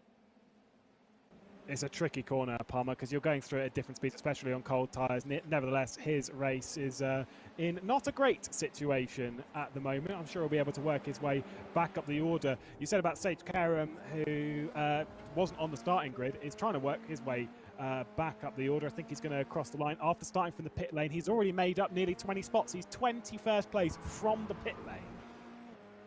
And Johnny Edgar, who shares with Sebastian Job, up to 8th position, so 20th spot in qualifying, 8th now, just behind Ra Hyman. So good job from Johnny Edgar, and that will please Sebastian Job, who'll be getting into the car. Those that are pitted then, Sage Karam from the pits started, Enzo Fittipaldi in pit lane, Augusto Canapino in pit lane, Pinheiro, Grinbergers, Alcaraz, Visser, Ibrahim, Rowbottom, Rodriguez, Molina, Wickens, Garcia, Barrichello, Palou, Bastian, Nessov, Wagner, Andrews and Tomczyk. All of those, I think it was Tomczyk that actually got tagged, to be honest. All of those guys either still in pit lane or have pitted for repairs and used up that one fast repair that they have, which allows them to get straight back onto the circuit without having to sit there and repair their car and effectively ruin the second half of the race. That was one of the craziest starts to a race that I've seen, not only around Snetterton, but just in general. Absolute madness and carnage everywhere, riding on board with Johnny Edgar through Coram into the final corner. This is where I was talking about earlier in the broadcast, where you've got that massive sausage curb on the inside. If you're going side by side, if you're diving down the inside there, you must not hit that sausage curb, because there is only one direction you're going, and that's into the car that you're trying to overtake. It is not good. Stay away from that. Not a great idea. Watching Johnny Edgar, he's under pressure actually from Elias Sepanen, and Romain Grosjean is the next car behind them. So Grosjean, from picking his way through that chaos, having started right in the middle of the pack and managing somehow to get through. Change for the lead though as Phil Dennis goes up the inside of Ayachan Guven. He'll run a little bit wide though, which will allow Guven a better momentum down into this big heavy braking zone. Left-hand hairpin. Guven's been put to the outside though for the moment, can't find a way back past. The more these two squabble, the more they'll get Lorenzo Colombo back into the mix. And would you believe, Mike X is there too. Mike, a very, very competent sim racer, but not somebody that we really have spoken about too much in the VCO ProSim series so far. But something has clicked driving an F3 car around Snetterton. I think he would have driven this track last in maybe 2019 in a Ginetta GT4. In one of the Sports Series for the British Touring Cars, if I remember correctly, because I know he did do that championship. I can't remember if it was 19 or 18 though, but has had his fair experience around here, of course, in the British Touring Cars as well for Team Hard. So using that experience now, dodging some carnage to his advantage, and has put that car in a really, really good spot after qualifying 10th. If I am Marceno though, and currently, my car's leading, I'm sort of sat thinking, yeah, when I get in that car though, Josh Rogers is going to be behind me. I'm a little scared of that. Yeah, absolutely. And that's the thing that we've got to enjoy in the next 15-20 minutes when we get our pit stops. The change of drivers, the change of performance in each of the cars. By the way, yeah, Johnny Edgar stays in 8th position. They just come across the line. Elias Sepanen has Romain Grosjean right behind him now. So Grosjean going to make some moves. Then Louis Delatraz in 11th. Bradley Philpott 12th. Luke Browning in 13th. Will Tregartha in 14th. Dennis Lind is now up to 15th. Martin Van Loosenholt will be happy with that. And it's Nick Foster, James Headley and Sage Karam in 18th ahead of Stefan Wilson. So Stefan Wilson doing a great job Mike Epps. No, he's got a connection issue, so he disappeared for a second off our timing screen. He's now back there, but that'll be a worry for Epps, knowing that he is potentially blinking. Classic British internet. And maybe there's an issue with his internet. He'll have to wait until the pit window effectively opens. It's not really a pit window, but it is a moment where you can effectively, both drivers have a limit of 25 minutes that they're allowed to drive. They can't do any more than that. and the race is 45 minutes, leaving a 6-minute pit window for you to do your pit stops. That's the best way of describing it. It's not a big window. It is very, very tiny. You've only got a few laps to basically do it, especially on a long lap like this. You can get caught out very easily. Of course, there's a 3-second sort of ease on either side of it, but yeah, 3 seconds is nothing. So fair enough. Going to give a big shout out because I have to. Exactly. I have to give a big shout out though to Dennis Lind because I'm a bit of a Dennis Lind fanboy. For those of you who don't know, cousin of K-Mag. Not so much an iRacer, you're absolutely right on that. Has been racing, obviously a lot on R-Factor 2, has been racing, weirdly enough, fairly recently on LFS, if anyone remembers what that is, Live for Speed. Incredibly talented driver. What's he doing there? Some just casual racing with some old buddies, I think. It's just a bit of fun. But everyone tells me LFS is the greatest thing since sliced bread. I've never used it. Okay. We are on board here with Lauren Heinrich, who's trying to get past Stefan Wilson. Wilson very early on the brakes into the final corner, so that's allowed Lauren Heinrich down the inside. Remember, this is a recovery drive from Lauren Heinrich. Somehow it doesn't look like the car has that much damage. So he slots ahead of Stefan Wilson, who'll hand over to Jimmy Broadbent. Just ahead, Sage Karam is also on a recovery drive and moves up. Oh, spinner ahead. Make sure you don't collect him. Well done, Lauren Heinrich. That is James Headley, who's facing the wrong direction. And just so easy to do, just a little bit too excited on the throttle, and the rear end comes around. Yeah, just a little bit too much. It's easy to do in this car, especially out there. You can see he was ever so slightly offline, just putting the rear left just on the less clean bit, the less rubbered in part of the track, and away he goes. A bit of a shame from him. 1.1 second lead, though, for Phil Deans at the moment over Ian Changuven. Guven maybe not having the speed. I'm not too sure when it comes to the times. Let's have a look at their last times. About the same as Lorenzo Colombo, so not an exact threat at the moment from Colombo in behind, but that 33 car is looming. Yeah, you'd be happy if you're the likes of Rogers and Beneke. You'd be rubbing your hands if you're Sebastian Job. He's 8.7 seconds now back off the lead. But there, you know, Marsteno, when taking over, probably isn't the match to Ayachan Guven, so he'll need a bit of a buffer. But then Guven and Beneke will still have to pass cleanly, so that will concertina the field up a little bit and shake it up exactly like we want to see. The idea of the open qualifying shakes it up a little bit. The idea of the two-driver race also shakes up the order a bit so that we get this exciting racing. So it isn't simply a follow my leader. And Snetterton is a good place for racing. It's a good, as we're seeing already, good opportunities to get down the inside at various breaking points, and especially with these guys, some of which still learning the track, some of which still learning iRacing, little mistakes coming in. We are seeing some fantastic action as we ride now on board with Raoul Hyman, who's looking at the tail of Robbie Foley. Robbie will be racing Daytona 24 Hours, but he's in America, so he can join us. Yeah, obviously the way the world is at the moment, and quarantining and stuff for those drivers that wish to go over and race in the Daytona 24, and preparations already beginning on that side of things. That's why we've lost a few drivers from this, all that preparation work. It's a shame. It's just the way the world is at the moment. I think with the way things are, we might see that throughout, you know, throughout the year, to be honest. But making the most of your sim racing experience, and for these sim drivers, making the most of being joined by such a crazy grid of pro drivers, you've got to just enjoy it and just really be in the moment. Would you believe that Enzo Fittipaldi's name is Enzo Fittipaldi 4, which means there are 3 Enzo Fittipaldis logged onto iRacing before he did? I can't believe there are that many people with that cool a name in the world. Like, that he is the coolest name in the world, right? There he is, by the way, just about to overtake Stefan Wilson. It's a great name. Maybe he's just used maybe he's got a lot of accounts. Maybe he's got a lot of accounts. He's been banned or hasn't got the right licenses in the other one, so he just keeps logging on with a new email address. I mean, I've only got one. I'm a good boy. I've only got one. It's just me. It is just me. No one wants to steal my name. I think that's the real kicker in all that scenario. It wouldn't surprise you to learn that there is only one Ben Constanduris in the world.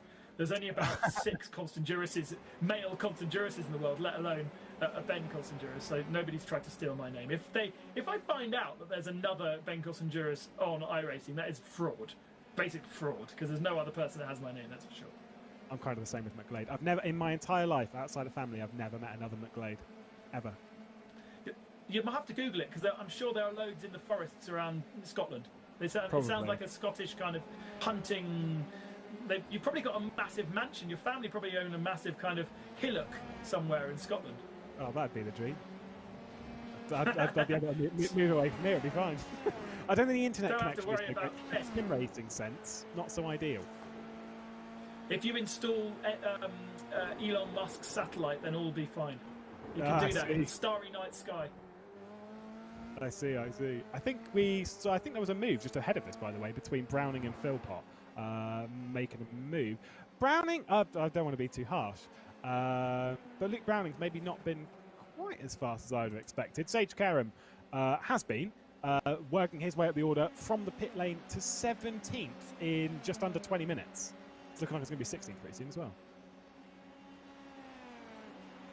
Little bit of moaning on the chat, not so much, but a little bit of moaning as Sage Karam now goes down the inside. Alexei Nezov a little bit upset that he was killed in qualifying and having a go at the professional racing drivers. Oh, and there we go. Easy pickings from Heinrich down the inside and getting himself up into 16th spot. And that, so Dennis Lind is the next man ahead. It's not quite Dennis Lind ahead, is it? Because that looks like to me a VRS car. Let's look at my graphics. Sage Karam is the next one, then it's Dennis Lind, of course. Yeah, so there's Sage Karam, and then Dennis Lind just there, just ahead. 25 minutes. Yeah, let's see how that works out, actually, because as you say, Dennis Lind has so much sim expertise, even on ACC, on the Centro Corsa Competizione, when he was a works Lamborghini driver. Oh, okay, he's not really tried at all there, unless that's a back marker getting out of the way. That's a back marker. That is a back marker, I believe. Okay, so we've got a bit of time yet. Yeah, so Alexei Nezov very upset that he got killed on lap 1 in qualifying and having to work his way up through the field, but he then got killed also in the race. So side by side, that's brave to go side by side there. A little bit of kissing between Karam and Lauren Heinrich. These two have a lot of experience on esports as well as in the real world, and now we're getting in the mid-pack two really hard charges. Two drivers that don't really know the circuit, I would suggest as well. Just trying to find the very limits of adhesion. Nice, good, big slipstream now along the start-finish straight. Not a massive braking zone into turn 1. Not an easy place to overtake. Probably easier to run side by side, and Heinrich goes back up the inside. He'll run a little bit wide, though, on the exit and probably allow a comeback move into the braking zone. No, Karam decides against it. Plays it smart, sees that obviously these two are both on a bit of a recovery drive, but sees that Lauren Heinrich is on a mission and is like, I won't really get in the way. They've got Louis Delatraz, the next car down the road, and then Dennis Lind, one driver who don't think has any experience around here, and one driver who definitely does. I've seen Dennis Lind race around here, and he'll be racing around here in 2021 as well. I believe the British GT Championship comes in, which he's signed into. Roman Grosjean's done, in my opinion, a very good job. Keeping out of trouble and leaving it in position for a driver who, if has the same pace as he did at Interlagos, Petitjean was very fast there, as we saw in qualifying. I think this car could be moving its way even a little bit further forward from this. Yeah, I totally agree with you. Ellen Sapanen doing a good job too, just ahead. Kekashub's a pretty fast driver though, so it'll be hard work. But of course, when you pit, it'll also come into factor. If Grosjean is being slowed down a little bit by Sapanen, maybe Grosjean will be trying to go into the pits early to do an undercut.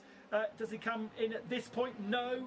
There's a little bit. I don't think we've got race control open yet. Delatraz now gets passed by Lauren Heinrich. So Delatraz, who's really starred in various different forms of esports racing over in 2020, not having great run of things around Snetterton, and probably a circuit that he doesn't really know too much of. And that car, that's a sign of a car that has damage, because it just is a sitting duck in a straight line. Yeah, it's not going anywhere. Lauren Heinrich, the entry there into Richards, he was all the way over to the left-hand side. I thought he was going to spin. Whew. I mean, he's a braver man than I am. There's another position lost then for Delatraz. That's Nick Foster coming through. So yeah, it's going from bad to worse. Delatraz hasn't been in the pit lane, but is running with the likes of Heinrich and Enzo Fittipaldi that have pitted. So he will be hoping to get into the pits as soon as he can, get that fast repair on the car, and then their brand new car to be handed over to his teammate Andres Butcher, who, by the way, ended up on the grass in our fun race. So Butcher will be wanting a cleaner race in this championship race as we hit the halfway mark, and the drivers will now be looking to head into pit lane and get themselves swapped into their esports races. Here is our leader, Phil Dennis. 2 seconds the good of Ayhan Guven, but he's going to be handing over to Marceno. Marceno really with not too much form in the VCO Pro Sim Series in these Dallara Formula 3 cars, whereas behind him he'll have Josh Rogers and Max Beneke second and third once all of those changes have been made. Yeah, Josh Rogers as well, and Ayhan Guven, a 2-time race winner in the VCO Pro Sim Series, so pretty tough form behind. Got the message in-game, pit window opens in 60 seconds. That was a little bit of time ago, so it will open very, very shortly indeed, and they'll be coming in. Now, this is the thing, you've got your pro driver in at the moment, and we spoke about this last time of with the sim drivers in, of pitting at the last possible moment to respectfully have your pro driver in for as little as possible, so you can gain track position through that. In this sense, I think it might be pitting as early as possible. So pit lane opens, which allows some of those further back in the field to jump into the pits already. Gustav Grimberger, Sandra Setas, Beitskavissa into pit lane. Those are their second stops because of their early pit stoppers. By the way, Miguel Molina and Danny Elgabe, have been in the pits 4 times, would you believe? So it's really been a horrible day for a car that has run pretty high up in the championship. Now, all of these guys effectively getting into the pits a lap earlier because the clock hit 21 minutes remaining, and so they could go in, but our leaders have gone past. So expect our leaders to come, for those that want to, come into the pits on this lap to get their esports races in, but those that have really strong esports races may choose not to, and perhaps try and pump in a couple of clean laps. Lorenzo Colombo, by the way, from 3rd position, does come into the pits, but the others carry on. Yeah, I mean, at the moment, for Deans, for Ayhan Guven, for my caps, leave them in, because they are doing mighty lap times. I mean, we say of these drivers that are fairly close, it must be said that Phil Deans and Ayhan Guven, they are both 8.5, nearly 9k I rating, so they are at the top end of things regardless. So they're pretty handy in a race car. It's in race. Who are we watching there? Who's completely missed their pit box? Oh, what a mess! Absolute mess. Missed his pit box, is now reversing down pit lane. So the top 2 stayed out. Mike Epps also stayed out. Marius Zug and Robbie Foley.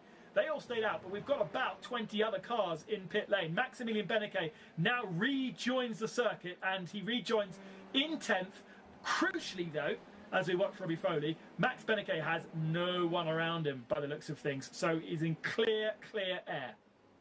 He is being attacked, though, just a little bit, just as getting back up to speed. I don't think it's anything major. They just look very, very close on the live timing, like literally a few tenths between him. I believe it's Aleix Alcaraz who's directly in behind. But once he's got that sorted with it, like you're absolutely right, clean air, perfection. There we go. There is Max Beneke, and I don't think he is going to be struggling to keep the number 5 in behind. It's pretty close.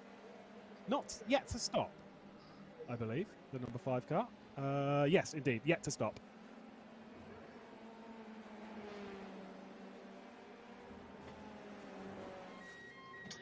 Alex Alcaraz will be keeping Max very nervous, moving around so much in his mirrors as Ayhan Guven now brings his car into the pits. Epps continues, as does Phil Dennis. That is the mark. That's the 2 cars that I said I'm not sure about their esports drivers, Marceno and Almeida.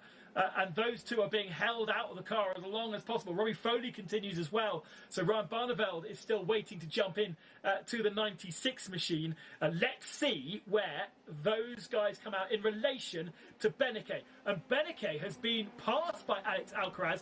That was not in the script. He's let him go because he doesn't want to get in too much conflict with him. But Beneke's not had a great run here. And let's see what happens when the others are coming out into pits. Josh Rogers is already apparently out on track, so this has really not worked out for him. If there was something that I thought I was going to see. It wasn't that. He has lost an awful lot of time in that encounter. Maybe just getting the tyres up, the temperature just hasn't been ideal. These tyres do take a couple of laps to get up to speed, which is where he'll close that gap back down into Beneke, into Josh Rogers, though. But he's being attacked here already. Oh, this is not going well for Max Beneke. He's being attacked by, I believe that is Ibrahim, who's in the car. It certainly is. He is losing time hand over fist at the moment. This is exactly what he didn't need. I thought they timed it perfectly, that they got him space, but for some reason, he doesn't look comfortable in the car. Maybe, as you say, that is down to tyres. Did they decide to change the tyres and the fast repair? It is totally possible to do so. If you don't take the fast repair, then the tyres stay the same. They keep the heat. They have a little bit of cooling, which needs to be sorted, but ultimately, it's pretty good. Now the last couple of guys come in. So Phil Dennis from the lead, Mike X from what was, I think, 3rd or 4th position, and Robbie Foley behind, make sure they find their slots. And now we wait and see where the likes of Rogers and Beneke fit in. Don't worry about Ibrahim, because actually, other than causing an issue for Max Beneke here and getting up the inside into a place where Beneke really needs the momentum, Ibrahim still has to pit and hand over to Alex Arana. So this is just a hassle for Beneke, and it's really not working out at all. No, it was nicely judged, though, for him to just drop in through Brundle before Nelson just sort of get back in line. It wasn't ideal, obviously, where it happened, but nevertheless, it should be all sorted this lap. Phil Dean's into the lead of the race, and Ian Changuven and Rogers not able to do anything. That is a lapped car there. That's the first one in shot. So still a lot of time for Josh Rogers to make up, but you'd assume with a driver of his calibre, of his pace, might just be able to close that one down. Yeah, so the big loser from all those pit stops has been Max Beneke, who was in 3rd position. There he is now in 5th spot. Alejandro Sanchez is ahead of him as well, being given by Marius Zug. And so that is a legitimate position lost as well. So it's Simone Maria Marceno in the lead, Josh Rogers 2nd, and Suelo Almeida in 3rd position. And then this really, really good battle. And is that another position lost? It is. Beneke is going backwards. Felix Ludding down the inside now. Yeah, and there's Sebastian Job as well, a part of this, having worked his way up the order, did Edgar. So it's put Job in the perfect position. And we said before, Beneke versus Job. Round, whatever we're on now, it is climbing even here. And Sebastian Job is going to put yet another position on Max Beneke, dropping down the order. Just doesn't have the speed, doesn't have the confidence around here, although he might be in a spot. Lifts out of it to allow Sebastian Job through. Doesn't fancy fighting that one into Brundle, and dropping like a stone at the moment. Beneke doesn't look like he really has at the grips of this track. He's not in the right position. He should have been able to hold on to that one. Usually the man on the outside line has the racing line, because they have the inside line to really the corner. The bit that's the right hand part of that complex is the important bit. The left hand bit is basically a braking zone. Beneke comes into the pits. Oh, and he's crashed. Oh, what on earth happened there? Speechless. I am absolutely speechless. Crashes on pit lane entry. What has happened? And great to have pictures of Beneke up in the top right-hand corner. He's taking a sip of water. He locks the rears and smashes into the wall. Now, the question for me is, why did he not have the pace in the first place, and what was he doing in pit lane? Yeah, he's quit. He's pulled the plug. That is what in the gaming world seems almost a bit like an RQ. For those of you that know what that means, it's not great. He did just, I think he was speeding coming into pit lane. Why he was coming back in, I don't know. Why he was struggling for pace, I don't know. I have more questions than I do answers, Ben. I wonder whether anybody over in the world of chat can enlighten us on what exactly is going on with Maximilian Beneke. Samuel, are you there, and do you have any theories on what's going on here? No clue as such, Ben. I'm just about as confused as you are in this particular case. There's just no idea what happened to Beneke today. Yeah, absolutely. Maybe somebody will pop in and give you a bit of a clue, because it looks like Beneke is out of the race. He was very frustrated after the last race and made his feelings known on the Discord channel. I'm wondering whether we will see the same again, but for the championship, for the Beneke and Verstappen car, it does not look very good when you go full no score. And Lorenzo Colombo did a pretty good job, held himself in third position, did make a mistake through, I think, around about here on lap 1. But after that, settled down P3. But when Beneke got in the car, it was just going backwards. He didn't. Maybe he picked up some damage from something he'd done in the first couple of corners that we didn't see. But ultimately, really, really bad. Now, here are two very strong competitors: Graham Carroll versus Martin van Loosenhoord. Yes, Somil. I have word from Alexei Nezov that Beneke forgot to pull off the tyres change and also the refueling. That's the problem that happened. So that's why he was far longer in there. That's what Alexei Nezov has to say. So far longer in the pit lane as Martin van Loosenhoord loses that position to Graham Carroll, but moreover was then having to nurse Cole's tyres. He would have had better tyres come the end of the race, but everybody else around him had tyres that were up to temperature, Lewis. He would have had a heavy car, though. That's the thing. He said about refueling, and curious. I'm not 100% sure on that because it wasn't too long in the stop. But either way, if there was refueling done in that, then he is dealing with not only a car which, once the tyres are up to temperature, which wouldn't take too long, he'd be fine. It's the fuel, though, that's the problem. It does explain why he was effectively a sitting duck and was just moving further and further backwards. Josh K. Rogers closing in that gap. Wow, look at that. 0.7 of a second on the lap prior to this, closing it down even more. It's now only 1.6 seconds, and this car looks to be taking its third victory of the season if they get by, which is easier said than done. I think it really explains the amount of pressure that these guys are under, the amount of work that these guys have been doing over the last couple of weeks, getting themselves prepared for all of the different major series and the different cars they need to drive. The likes of Maximilian Beneke, the man who has the most, the highest I rating on this platform, the most experienced driver, if you like, makes an error like not unclicking the fuel and not unclicking the tyre change. Amazing if that is true, but really does explain that perhaps these guys are really putting in one too many hours, and perhaps a good night's sleep and a beer would do them better good than floundering around yet more circuits.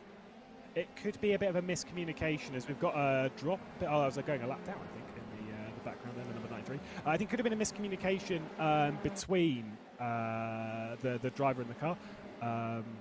Being Colombo and Beneke as to who was switching off the tyres, because you can do it from both sides. It wasn't a car going a lap down. It was Luding who dropped a position, I think. Yep, Felix Luding, who's taken over from Raul Hyman, just dipping wheel over the curb. And the problem is the bottom of the car then sits on that curb and you don't get any traction forward. So Sebastian Job with an easy pass up to 5th position has Alejandro Sanchez in 4th, and amazingly still Simone Maria Matheno holds on. Suela Almeida in 3rd position holds on, but now has Alejandro Sanchez and Sebastian Job and Felix Luding queuing up behind, and this is the battle we're focusing on now. A car that we've really not seen anything of in the whole of the Pro Sim Series race. A fantastic first stint from Mike Epps, but now can Suelo Almeida hold on? He's got a bit of a task ahead. I don't, you can't read into I rating too much at this level because obviously it's you see 1,000 between them, but there's actually only a couple of tenths, so don't read into it too much. But Almeida is 7.2k for those of you that are interested. Car behind, being Sanchez, is 8.2k. Car behind, Sebastian Job, 9.3k. So it gets worse and worse as we go back, and it gets more and more terrifying. It is going to be quite a long 10 minutes, and around a circuit like this where there are so many overtaking opportunities, a bit of a mistake there from Sanchez cost him a little bit of time.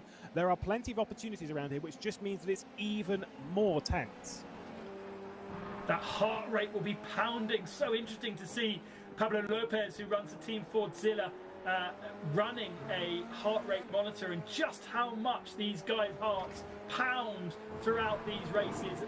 Probably less so when they're testing, but I know from having done a full day's worth of racing right now, it did feel like I'd walked up a mountain at the end of the day with so much close action, and the closer it is, the more frenetic it is, the higher your heart rate goes, and the more you have to focus on your concentration and, of course, keeping hydrated so that your brain can still work. Lots of wheels being dipped onto the dirt as we've got a spinner further back. That's Andres Butcher. We said he'd been in the grass in the fun race, and he's had the same issue here. I think he may have been helped though.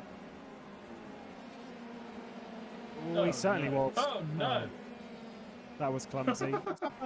No, it wasn't Van Loosenot. It's just I see a green car and I'm just like, boom, Van Loosenot's not. It's just a bit messy. Oh, I think It's that the might triple. be... No, I was going to say... Yeah, Jürgen Franker in the triple one.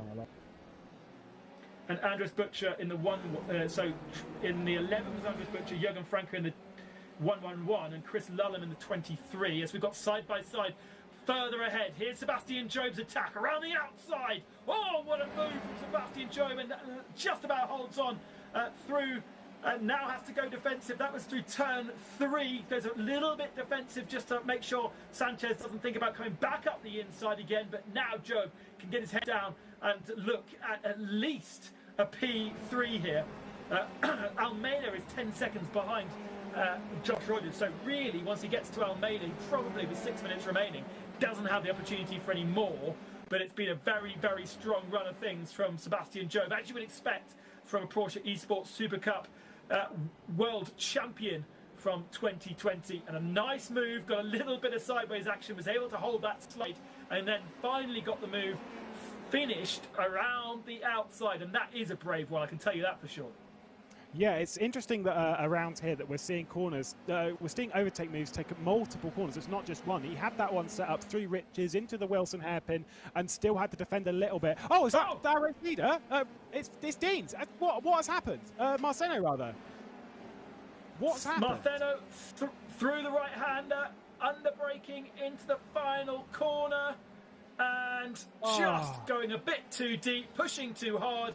Spins to the inside, and it takes a long time to recover from that. Just look at this, just slight oversteer, a little bit, wheel goes into the grass, and the car swaps round. And thank you very much, says Joshua Rogers, who is now, once again, on course for a victory. That would be his 3rd victory in 5 rounds. Him and Ayachan Guven have become the men to beat since Max Verstappen left our championship after race 1. Verstappen, you need to come back and put Guven and Rogers in their place. Beneke needs you. It was looking like such a good drive as well from Martin. I mean, he's still in 2nd position. He can still defend and can still take a podium. He's got 2 seconds back to Almeida in behind, who's got his task, full between Job and Sanchez in behind. It's a shame. That just shows the level that he was pushing to try and keep the gap where it was to Josh Rogers, and that's what you have to do in this. You have to push that hard at all times. Unfortunately, it just wasn't enough. I just pushed it a little bit too far. I mean, respect to him and to Phil Deans. That was incredible. It's just a shame that it happened in the final 5 minutes.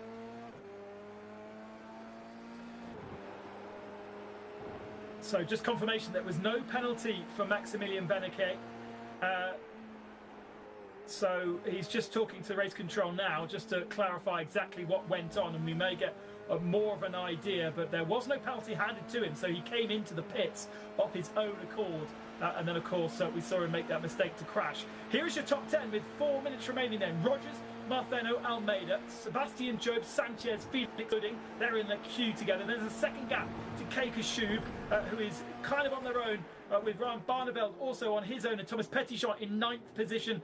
Then Oscar Mange in 10th spot, and Graham Carroll just outside the top 10 with Martin van Loosenor. Those two just recovering. Oh, and there's a Red Bull car. Is that a Red Bull car off, or is that a Coanda car? It's a Coanda car of Tommy Usgaard, who's done a bit of grass tracking down in 21st position, as Sammy Matty Trogan gets himself up into 17th spot right now. Yeah, I think he just maybe overdid Bombhole. Certainly did, just whilst being pushed onto sort of like the inside line. It is a very easy corner to overdo because it's a flat out corner by yourself. The moment you get to the inside, you're kind of like, is it flat? Well, let's find out. And it's not. From the inside line there, it is not. 9-second lead from Ayachan Guven. What I'm finding, though, is that throughout the rounds that we've had so far, each round, it seems that one of the drivers, one of the teams that we've seen more towards the top end, have a bit of an issue. Last time it was Beneke and Colombo, of course, this time as well. But realistically, it seems like this time as well looks a bit like a Heinrich Carroll, just things not going their way at the moment. And Ayachan Guven and Josh Rogers, is there any stopping them at the moment? Further back, Jimmy Broadbent under attack from Alex Arana, who goes up the inside line. That car caused a bit of a hassle for Maximilian Beneke in the early stages of his stint before they came into the pits, and Broadbent holds on for the moment. Make sure you get onto Jimmy Broadbent's channel and subscribe. Oh, Broadbent's picked up a load of understeer through there, and Rana trying to carry the momentum, but there was a Dallara-shaped F3 car in the way, so couldn't quite do it at that point. You need to carry the momentum at certain points of the track to make passes stick, and unfortunately that was not one of them. But I always like to have Jimmy Broadbent's personal perspective on things, as well as the main feed, of course, because it's very interesting to see just what goes on in a single person view of a single race. So much happens for all of these drivers throughout these 45-minute races that we just don't see because we can't have eyes everywhere. On board with Sebastian Job, he's got 1 minute and 40 seconds to try and find a way past Suela Almeida, who's done an incredible job racing in a place where really them and Maria Martino have never been in the VCO ProSim Series, and because of their gent drivers, they have done a great job of holding on right now against the likes of Sebastian Job. He's doing a fantastic job, but there's not going to be too many opportunities. Sebastian Job's going to go around the outside. Oh my goodness me! Absolutely sent it at Brundle. What a move! Gets it to the inside, and boom, the 22 goes up into second place. That was amazing. That is a Snetterton move for you. Block pass on the apex to the right-hander and just brave it out around the left as much as you possibly can. That is a move that Sebastian Job has learnt from watching races at Snetterton and perhaps even competing at races at Snetterton for real. Over the line, into third position. And Almeida's going to drop another position if he's not careful. Alejandro Sanchez is looking really fiery, and he's off on the grass as well, coming into the braking zone. This, I think, is now the final lap, or certainly that's how it worked out in the fun race, with Archan Guven leading by 10 seconds, or Josh Rogers leading by 10 seconds over Marfeno, who has a 2-second advantage over this battle. So actually, Phil Dennis and Maria Marfeno look as though they are going to keep that podium spot. What a move from Sebastian Job. I don't think he's going to be able to do another one. It's a bit of a stretch to close the 2 seconds gap to get in second place. Almeida's going to be defending for fourth throughout the final couple of laps, final couple of sectors rather, and hoping that he doesn't have the same move pulled at him by Sanchez, because if he does, he'll be kicking himself. Just word again on Maximilian Beneke. Doesn't look like it was the problems that we suggested with regards to fuel and tyres. It does sound as though he perhaps was under pressure or under investigation for dipping wheels onto the grass during qualifying, although that would have been Lorenzo Colombo who did that, and therefore toys out of the pram moment. Either way, a man who doesn't seem to do that very often, the Australian chilled environment with his Turkish teammate, gets win number 3 of the ProSim Series. Archan Guven and Joshua Rogers in the Coanda Sim Sport House can have another beer. A massive win, over 10 seconds advantage over Dennis and Marfeno. A great job from BS Plus for those drivers, and then the Red Bull pairing of Johnny Edgar, his debut in the championship, and a great comeback drive from Sebastian Job in third position. Epps and Almeida, best result for them in fourth spot. Alejandro Sanchez and Zug in fifth. And then the rest of the field comes streaming over the line, with Thomas Petitjean picking up ninth spot for him and Romain Grosjean. Still plenty of things to change on the last couple of laps. Sami-Matti Trogan inheriting a position on the last lap as well. Dennis Weiss, I think, made a mistake and comes over in 19th spot, so lost 4 positions on that last lap.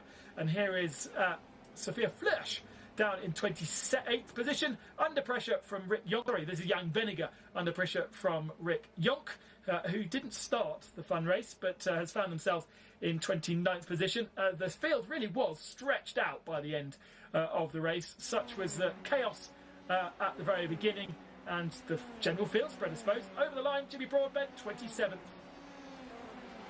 don't think I'll be too happy with that one. I'm curious. Obviously, we'll hear from Josh Rogers and Archan Guven a bit later on. It almost seemed a little bit like a boring race, at least from Josh Rogers' point of view, because he didn't have to do anything. Once he got into a decent gap with Marfeno, it was done. Yep, absolutely. Absolutely commanding victory from Josh Rogers and Guven. Dennis and Marceno in second position. And then Edgar and Job, Epson, Almeida, Zug and Sanchez, Hyman and Ludding in sixth position. Their best result as well. Sepanen and Kashub in seventh. That will help Sepanen in the championship for sure. Phone in Barneveld. Then Grosjean Petitjean in ninth. And Henrik and Carroll. A recovery drive from them all day long. Our championship leaders ending up in 10th. Tregurtha and Manga in 11th. Then and Backham recovery drive to 14th, Fittipaldi and Janssen 15th, Canapino and Trojan in 16th, Foster and Kutz, then Koch and Setas in 18th, Philpott and Weiss 19th, Quinbergas and Osgaard. We saw them grass tracking 53 seconds back in 20th, Pereira and Frank in 21st, Alcaraz and Kronka 22nd, Deltraz and Butcher, they grass tracked as well in 23rd. Ibrahim and Arana had their time in the sun, giving Max Beneke a bit of hassle. Niero and Lulum, then Stevens and Burkay, Wilson and Broadbent 27th, Flörsch and Veniger in 28th, Headley and Yonk 29th, and Molina and Elgabe round out the top 30. They, I think, pitted 5 times in the end. Not ideal. It's not ideal. Rodriguez and Tellens, then Rowbottom and Palkala in 32nd, Palou and Lopez, Yellowly and Denzler, Weiser and Talvar, Bastian and Muller, Garcia and Schlotthorst, Lascalaros and Frontus, then Wagner and Schlotten, Colombo and Beneke retiring in 40th position. No points for those two out of this particular race. Wickens and Gourlay also retired. Barrichello and Lafsha. Netthem and Holtzman were out in the early part of the race. Andrews and Libet out on the lap 1. Tomczyk and Kruger, Bullet Bash and Nemeth. And I don't know how Raoul Hyman is also in it again, but his team didn't start the race, amazingly enough, because he wasn't driving in that one. He was driving in the other car. So here we go. We've seen them many, many times before, and they're back again for the third time. A win in the Pro Sim Series. Ayachan Guven, you had a bit of a hard time with things, Ayachan, in that first stint of the race. Yeah, my qualifying lap was my fastest possible for today, but the guys, especially Phil Dennis, is really quick today. So in the race, I got a good start. I think the lead. But yeah, when I see the championship rivals are in the back, I see he's faster, so there is no point to fight too hard. Even I tried to give him answer when he attacked me, but then Josh stopped me to just like, okay, just don't fight too much. And yeah, and at the end I tried to follow him, but still he's a bit faster, so I tried to keep the minimum gap because I know Josh going to be fast. So yeah, at the end Josh also make a good strategy with the pit entry. So yeah, strategy was great, and then he do always what he do. He drive fastest on the track and yeah, win the race thanks to him and thanks to team. So good points. Absolutely good points. Is it a place that you know well, Snetterton, at all, even? No, I never drive before there, but I like it on the iRacing on the simulator, so it's really nice track. Awesome. Josh, you know Snetterton very well. It seems to have suited you today. Yeah, I mean, due to kind of other stuff going on this week, preparation was a little bit low for this one. Thankful to be able to come away with a result like this. Bunchen really, he did an awesome job in not only in quali, but that start was insane, and really that kind of set ourselves up because there was a little bit of mayhem. I think maybe turn 4 or something on that one. Yeah. You know, had we got a bad start, we might have been in the middle of that. So he nailed that one, and from there it was just a matter of trying to kind of you know, I guess stay as smooth as possible. I knew for me, we were going to have to try and close that gap down. I think maybe the pit strategy was a little bit different, but you know, yeah, for us to be able to come away with the win here is great. It keeps us going in the championship, and I think with drop rounds included, we're looking okay. So no, massive thanks to Chan and the rest of the team for all the effort they've put into this one. It was yeah, awesome to be able to get a couple wins on the trot, and fingers crossed that next time out we can do the same thing. You must have been pretty confident. Oh, he's gone. Bye. Oh well. Cheers, Chan. Have a good beer from us. Bye. Enjoy it. Thank you. I don't know where Josh went. I had another question for him, but he's obviously far too wanted to celebrate with all the team. Here is Somil, who's been monitoring the chat. I bet there was a lot of excitement there, Somil. There was. I was just wrapping up a couple of messages on the chat as well, but seriously, Ben, such drama everywhere. And it was so good to see the community being so actively involved as well. Everyone having an opinion, everyone giving a take on who they thought that was the best driver, who they thought had the best performance. In the end, if we have a look, it was quite a jumbled up result, which is a bit funny that Lauren Heinrich still maintains the top position in the Driver of the Day voting, but otherwise a very diverse field. Maximilian Benecke getting a fair few votes, Enzo Fittipaldi, Mike Epps, Almeida getting a few, Sebastian Job as well. It's all very mixed. The fans have really come out there and have shown their opinion out here today. Yeah, and what about those the guys like Martheno and Almeida? Two guys, and Mike Epps, I suppose, is equal to that. People we don't necessarily see at the top end usually, but incredible results for them all. Absolutely, all of them possessing a great deal of sim racing talent. Now, because sim racing is growing, not all of them have been crowned as big superstars. Some of them have, say for instance like a Benekes, like a Rogers and a Jobs. But these also are talents that we must keep our eye out on. And this series, being an equal one, having a fixed setup, gives them the chance to go out there and prove that, hey, I'm a one to watch out for as well. And it's just a good example of that. It was indeed. Let's flick these two beautiful faces into two other beautiful faces. Ba -ba -ba -ba -bam. Big John, Little John is with us. Roma, congratulations. That must feel good to get yourself solidly a top 10 position. Yeah, finally we got one. I was very disappointed with qualifying and didn't do a good job, and then got also some of the a bit of a trouble that you can get with 40 cars on track. It's quite fun. And then I guess the first lap of the race was very much like an encyclopedia. I took it from the book and avoided the crashes and went for it. And I think I was P13 after the first lap, and then got a few more overtakes. And Thomas did an amazing stint at the end. I think he was faster than Rogers, which is on iRacing a pretty good things to do. Is Snetterton a place that you've ever raced? I'm trying to remember if you were part of British Formula 3 back in the day. I did the Euro Formula 3, so I did 2006 and 2007, and I was champion in front of Nico Hülkenberg, Kamui Kobayashi, Sebastian Buemi, some good names. Those names. Yeah, exactly. So not a place that you knew very well, Snetterton, but a place you enjoyed? I did. Yesterday morning I tweeted when the track vote came, so I tweeted for people to select Snetterton. I never ever did a lap there, but yesterday I started practice and my fans helped and voted, and we had a good engagement, which is great for the series. And then the lead was quite clear, so I could focus a little bit on Snetterton, and that made my life a touch easier, because Esports is at the minute taking a lot of time in my day with the team, but it's really great.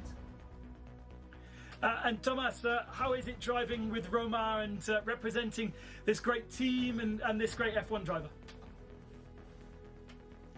It's just incredible, by the way, because Romain, we always the experience of Romain is just insane to work like that.